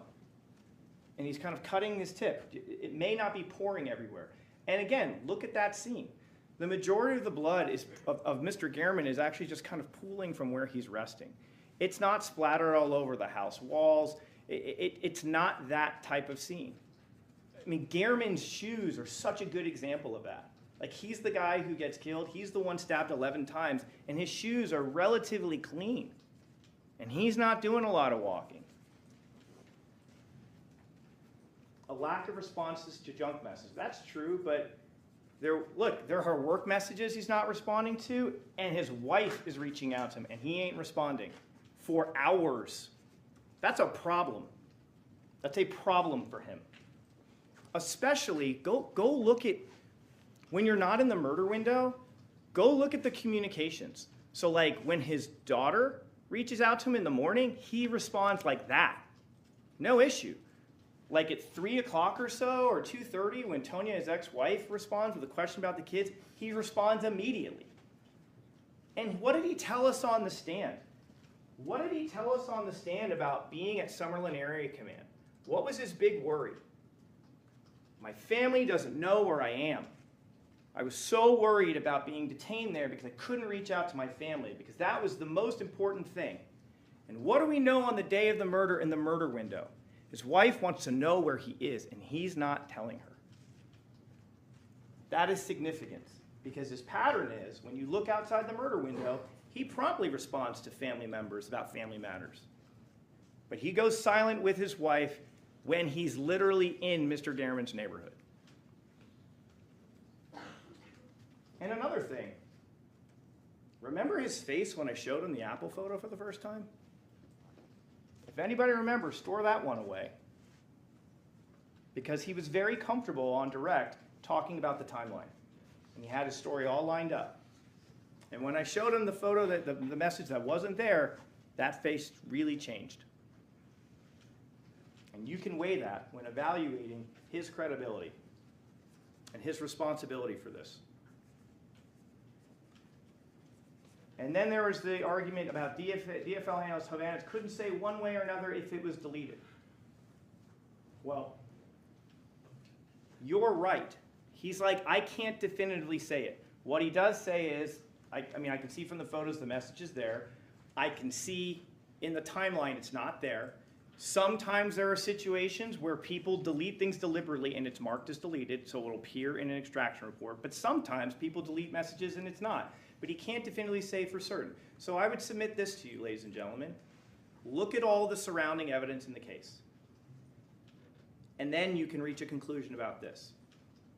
Because, ladies and gentlemen, circumstantial evidence is a chain of facts that lead you ultimately to a conclusion.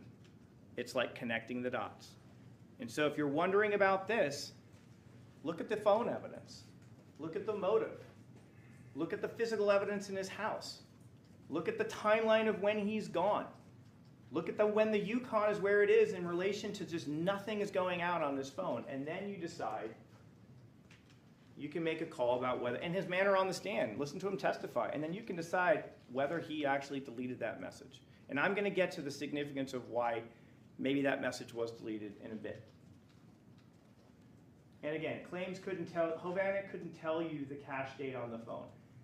The state would submit, and you can check your notes, that's not his testimony. He never said, I can't tell you the cache date. He said, I couldn't tell you the creation date. He said, the cache date is something different. That's what the report is showing me. That's the last time this image interacted with the phone. So that's the time that those smaller images are interacting with those phones, all those dates in August. Not bagging the hands. And that was an argument being made. Like, no one could tell us exactly who. So I would say, what means what? Has there been testimony that the DNA evidence was compromised? There was no evidence of that. What is being asked of you? You're being asked to speculate. And you have an instruction on reasonable doubt. And reasonable doubt must be actual, not mere possibility or speculation. Speculation doesn't get you there. It's improper to speculate. Ah, here it is. I knew I didn't forget it. Colin was streets away from his home. That's not correct. That's his house. This is the road. When you're watching that Yukon come in and out, and his BMW coming out, this is what you're seeing. So you're right, we didn't get any homes in this area with camera footage. But we got about 5 miles worth other than that. There was an argument, does it make any sense that there aren't any other cameras in the neighborhood? And my response would be, did you see Mog's presentation? Does this appear to be a case of Metro's not interested in collecting video? There's like 28 sources. The state would submit to you, if there was a camera that was working, that was closer to his house, they would have gotten it, and we would have wanted it. And then there was the video that they showed of this other car, right? With someone presumably with hair and glasses. The state would encourage you, by all means, go compare it to the rest of the videos. Compare it to the rest of the videos. And compare it with all the other evidence, and then you get to weigh it. Because we did hear from Mr. Martinez. What did he also say was going on in that neighborhood? There was a 7-day-a-week, 24-hour construction project where they're repairing a sewer line. I asked Mr. Martinez, what did you guys wear? We wore orange things, right? And in that video of that car, there's someone in an orange thing. Is it possible that that's one of the workers from the sewage project? He seemed to be coming down the road in that first video. He's coming from the road where Mr. Martinez said he was waving people off, remember? Martinez said, I saw that when we saw the first video, right, of the car approaching and the white truck pulls up, he said he was going out there to tell that person, you can't come down this other way. And the video that the defense shows you shows a car coming from that other way. And if we marry the testimony of Mr. Martinez, the state would submit that's the construction area. In all likelihood, that's just another worker. But you get to weigh it. You get to weigh it with everything else. Then there's this argument about Jappy mysteriously inserting himself in the homicide event. Really? Is that the testimony? Detective Jappy told us that he had to attend the Metro briefing that night. Why? It makes sense. He's literally a detective that's working on an investigation on him. Does it make sense that Metro would want all people maybe involved or some kind of connection? Absolutely. But did you really hear a situation where he was injecting himself into Justine Gaddis's investigation? The answer is no. Detective Gaddis talked about contacting him from time to time, and when contacted, he either met the person or responded, but there really isn't any evidence of him interfering with an investigation. And then here's the other thing. There's testimony from a CSA saying he was taking his own photos and collecting his own evidence. What is the significance of this? We do know from Detective Jappy, he is conducting 2 investigations at that time for Compass and Telus. It goes on until January of 2023. So is it possible he is collecting information tying to one of those? It's possible. But the better question is this. What evidence do we have that Jappy's presence being there compromised any CSA's collection of the information they needed to get? Did you hear a CSA say, like, he didn't let me pick up that computer that I needed to take? He didn't let me take Roberta's computer. Did you hear anything like that? That he was some sort of obstacle from the CSA's doing their work in the PA's office?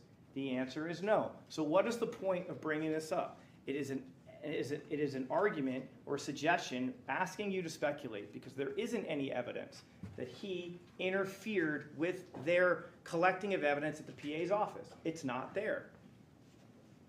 And then the DA didn't pursue charges, and I would submit that was significant. That's what he said. Respectfully, the defense doesn't expound upon the significance. He just said it was significant, but doesn't expound why. Why is that significant? He never explains it. It just stops. And the state would submit to you the testimony of Derek Jappy is really significant because Mr. Tellis would have you believe that like he's being framed by Derek Jappy and his complaints about Compass are not being taken seriously, and he got up on the stand and Derek Jappy told you the exact opposite. He exonerated Mr. Tellis from what he was hearing from Reader Reed and people in the PA. He exonerated him. But he's supposed to be the head co-conspirator for Metro. Why would he exonerate him? And then he did go to the DA's office and said, I think we should pursue charges against Compass, and was told, listen, due to this loophole, it's not going to work. Like, you have inconsistent information about what these people are notified or not. And the court records do show that, Cindy Sauerland is identifying, when they want to file on this case or, notify next kin. Like, there's records that match up. So even it's just like, it's literally the exact opposite of what Mr. Tellis wanted to have uncovered by Jappy. And like, he didn't, if he really was out to get him, like, he should have just stopped when the arrest was made and we could be done. But that's not what he does. So I want to get to the defendant's testimony. There's a credibility instruction.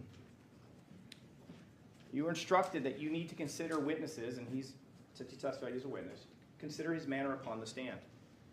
Think about what his fears, motives, interests, or feelings are, and the reasonableness of his statements, and the strength and weaknesses of his recollections.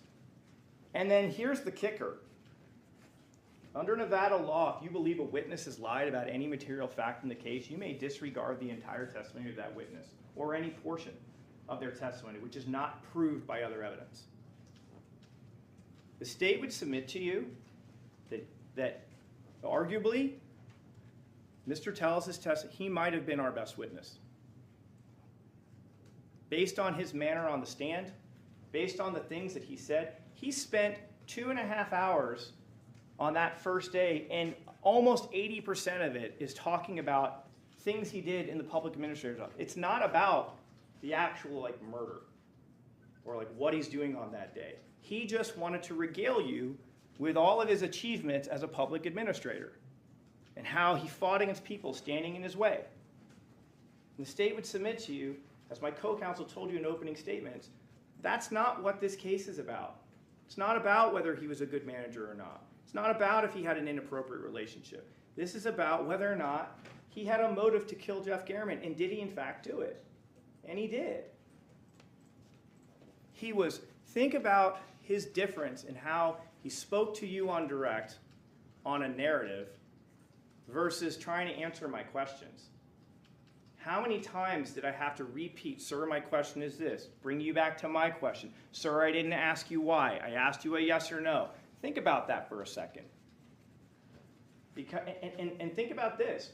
What are his fears and motivations in this point in time when he sits on that chair and he's talking to you? And we're going to get to something about that I think is very significant. And it's right here. He took the stand and he admitted on cross-examination that he lied during his May 11th, 2022 interview with Jeff German. I asked him, what was it the part that you were untruthful about? And he said it was about my relationship with Roberto. And he said, and I said, you know, he said, I didn't think the public should have to know about that. And it was really important to conceal that information from his family. This is really significant because what it tells you is that back in May, when he was facing just an election, he was willing to lie to protect his job and to save his marriage. Now, the stakes are even higher. They're far higher. So you get to evaluate, are the things that Mr. Telles is now saying, is it possible he could be lying about some of those details? Because this is far greater than that. Think about the difference in his body language, his ease of sharing information when I'd ask versus when he just had free reign to say whatever he wanted. They're like night and day. And the state would submit that the defendant's view of this situation is completely divorced from the evidence in the case. It's like he's talking about a thing that's, it couldn't be farther apart. He talks about these conspiracies, but he's so short on details. Always. Oh, he took a bribe. Did you see someone take it? No, I didn't, but it's just in my gut. I think that happened. That doesn't work. That's not evidence. Something in your gut, or I just feel it, that's not evidence. And when you think about it, it does make sense. Because if Mr. Telles had to be honest about what the evidence is in this case, it's a very difficult thing for him to explain away. It's his DNA underneath the fingernails. It's his car that's there. It's his Google Maps images in his phone. He's conducting surveillance at Popeyes. He's using his computer to look up information on this guy. He's got these text messages explaining how upset he is about everything involving German. That's a huge problem. Because really, he's the only person who wants German dead. He's the only one. And really, this was kind of, in my mind, what jumps out to me. It's like a because I said so. Like when I pressed him on things, like why is this? Why is this? And it was just simply because that's how I feel. That's not evidence. And again, the defendant is also selective during his testimony about what evidence had been compromised versus properly collected. Great example was the scissors DNA. At the beginning, I'm like, the DNA in the fingernail, you couldn't get an inch out of him agreeing with that. I'm like, you at least agree with me that it's been planted, and he didn't even want to do that. But he had come up with a story about cutting his finger, so he's fine with that DNA being on the scissor. That's a nice contrast. You know, and he picked and chose, and you can check your notes on that. But that, to me, is really significant, because he was fine talking about certain pieces of evidence that he thought was good. Great example, the timeline on direct. He's happy to tell you his narrative on direct, because he forgets about the where are you. And then on cross, when I confront him with the where are you, now things are a little bit different. But he had no issue with anything in that timeline at first. And another thing, when the defendant testified, a lot of times he didn't use phraseology like, I didn't do this, or I didn't do that, or I didn't stab him, or I didn't go to that scene. It was never that. I mean, maybe from times he would say it, you'll check your notes, but the vast majority of the time, Mr. Telles would say it like this. I'd like to think I wouldn't do something like this. I'd like to think that I wouldn't do that. I'd like to think I wouldn't take my children's sports balls out of the bag to use for a killing. It's an interesting phraseology. The state would submit it's a bit of a tell. Because he could have just simply said, I didn't do that. I didn't touch that bag. But that's not how he words his behavior. It's this like Monday morning quarterback. I'd like to think I wouldn't, because it's really bad. You can weigh that. when you're evaluating how honest and truthful he was when testifying. And again, for all his talk about being conspired against by powerful enemies, it's actually the defendant that uses the power of his office's proprietary software to spy on and discover where Gehrman lives and what type of car he drove. He used the power of the office, Mr. Tellis. And here's another thing. Remember the map that they brought up, kind of trying to show the drive from the PA's office to Popeyes? When you study that, remember it's Analyst Hovanet's testimony. Those reports out of Axiom from the work computer aren't converted for UTC time. So he was trying to use it to say, like, I couldn't have done this at this certain time. It's not UTC converted. And then we get to where are you? Remember, every single message between the defendant and his wife on 9/22 are on the timeline, with the exception of where are you. So here are the messages, where are you? Now they're talking about his daughter, collecting or selling things. Wow, that's incredible. There's a doctor's appointment. Are you at the doctor's appointment? No, we're at the barbershop. Oh, okay. Then there's a text about the scheduling of the appointment, and then he also says picture read. All of that's on that Apple Watch. Oh, and also the deposited message. And then when you look, it's all the same stuff, with the exception of where are you? That's the one thing that's not there. There's the cards thing, there's that's incredible, at the doctor's appointment, the barbershop, oh, okay, the appointment last week, picture day, and then the deposited message. It's all there except for where are you? So why is this significant? Number one, the defendant cannot answer this text or pick up her call because the phone is at home while he is murdering Gehrman.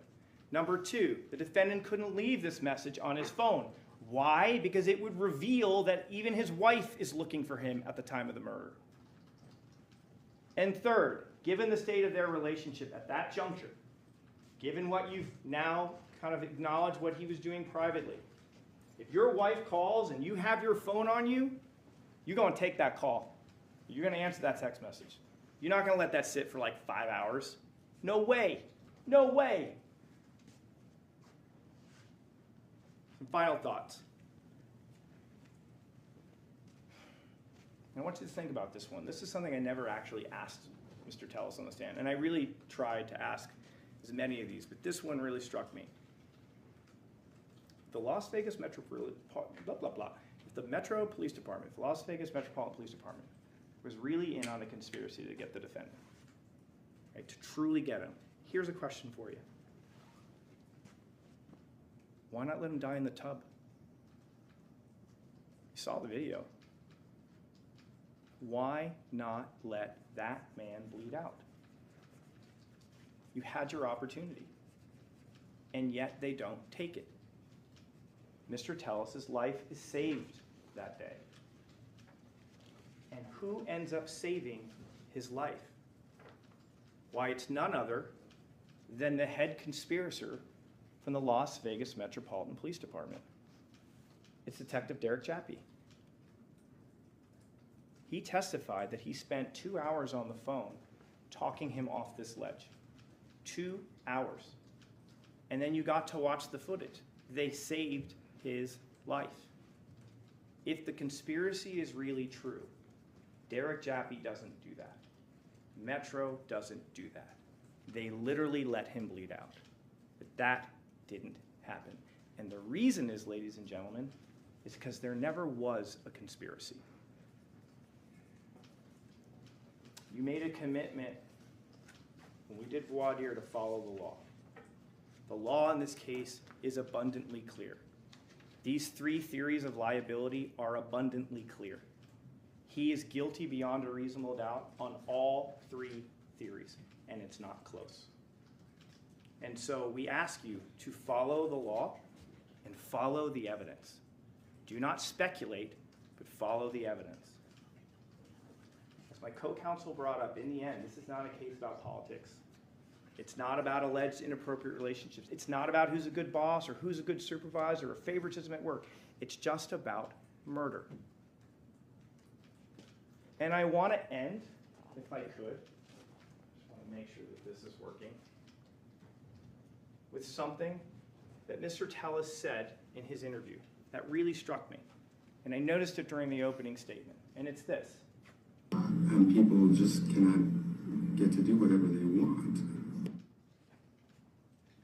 And it's just that people don't get to do whatever they want. For once, the state of Nevada is in agreement with Mr. Tellis. He doesn't get to do whatever he wants.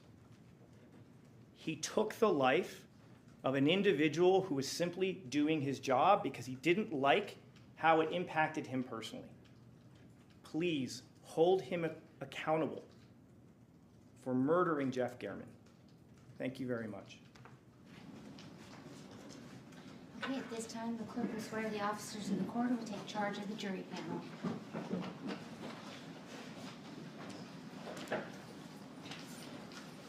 You do solemnly swear that you will keep this jury together in some private and convenient place, that you will not permit any person to speak to them, nor speak to them yourself, unless it be by order of the court, except to ask them whether they have agreed upon a verdict, and that you will return them into court when they have so agreed, so help you God? Yes. Okay, at this time, ladies and gentlemen, you're going to be excused. When you go back, you're going to have lunch. After lunch, our two alternates, Mr. Max Gross and Zachary Crayson. You will go with one of the court officers. At that time, the clerk will bring back all of the evidence, and you'll begin to deliberate upon your verdict. So when you're done eating lunch, make sure Officer Hawks knows, and the clerk will bring back the evidence. Thank you very much, and you're excused. Thank you. All right, for actually, Please. Yeah.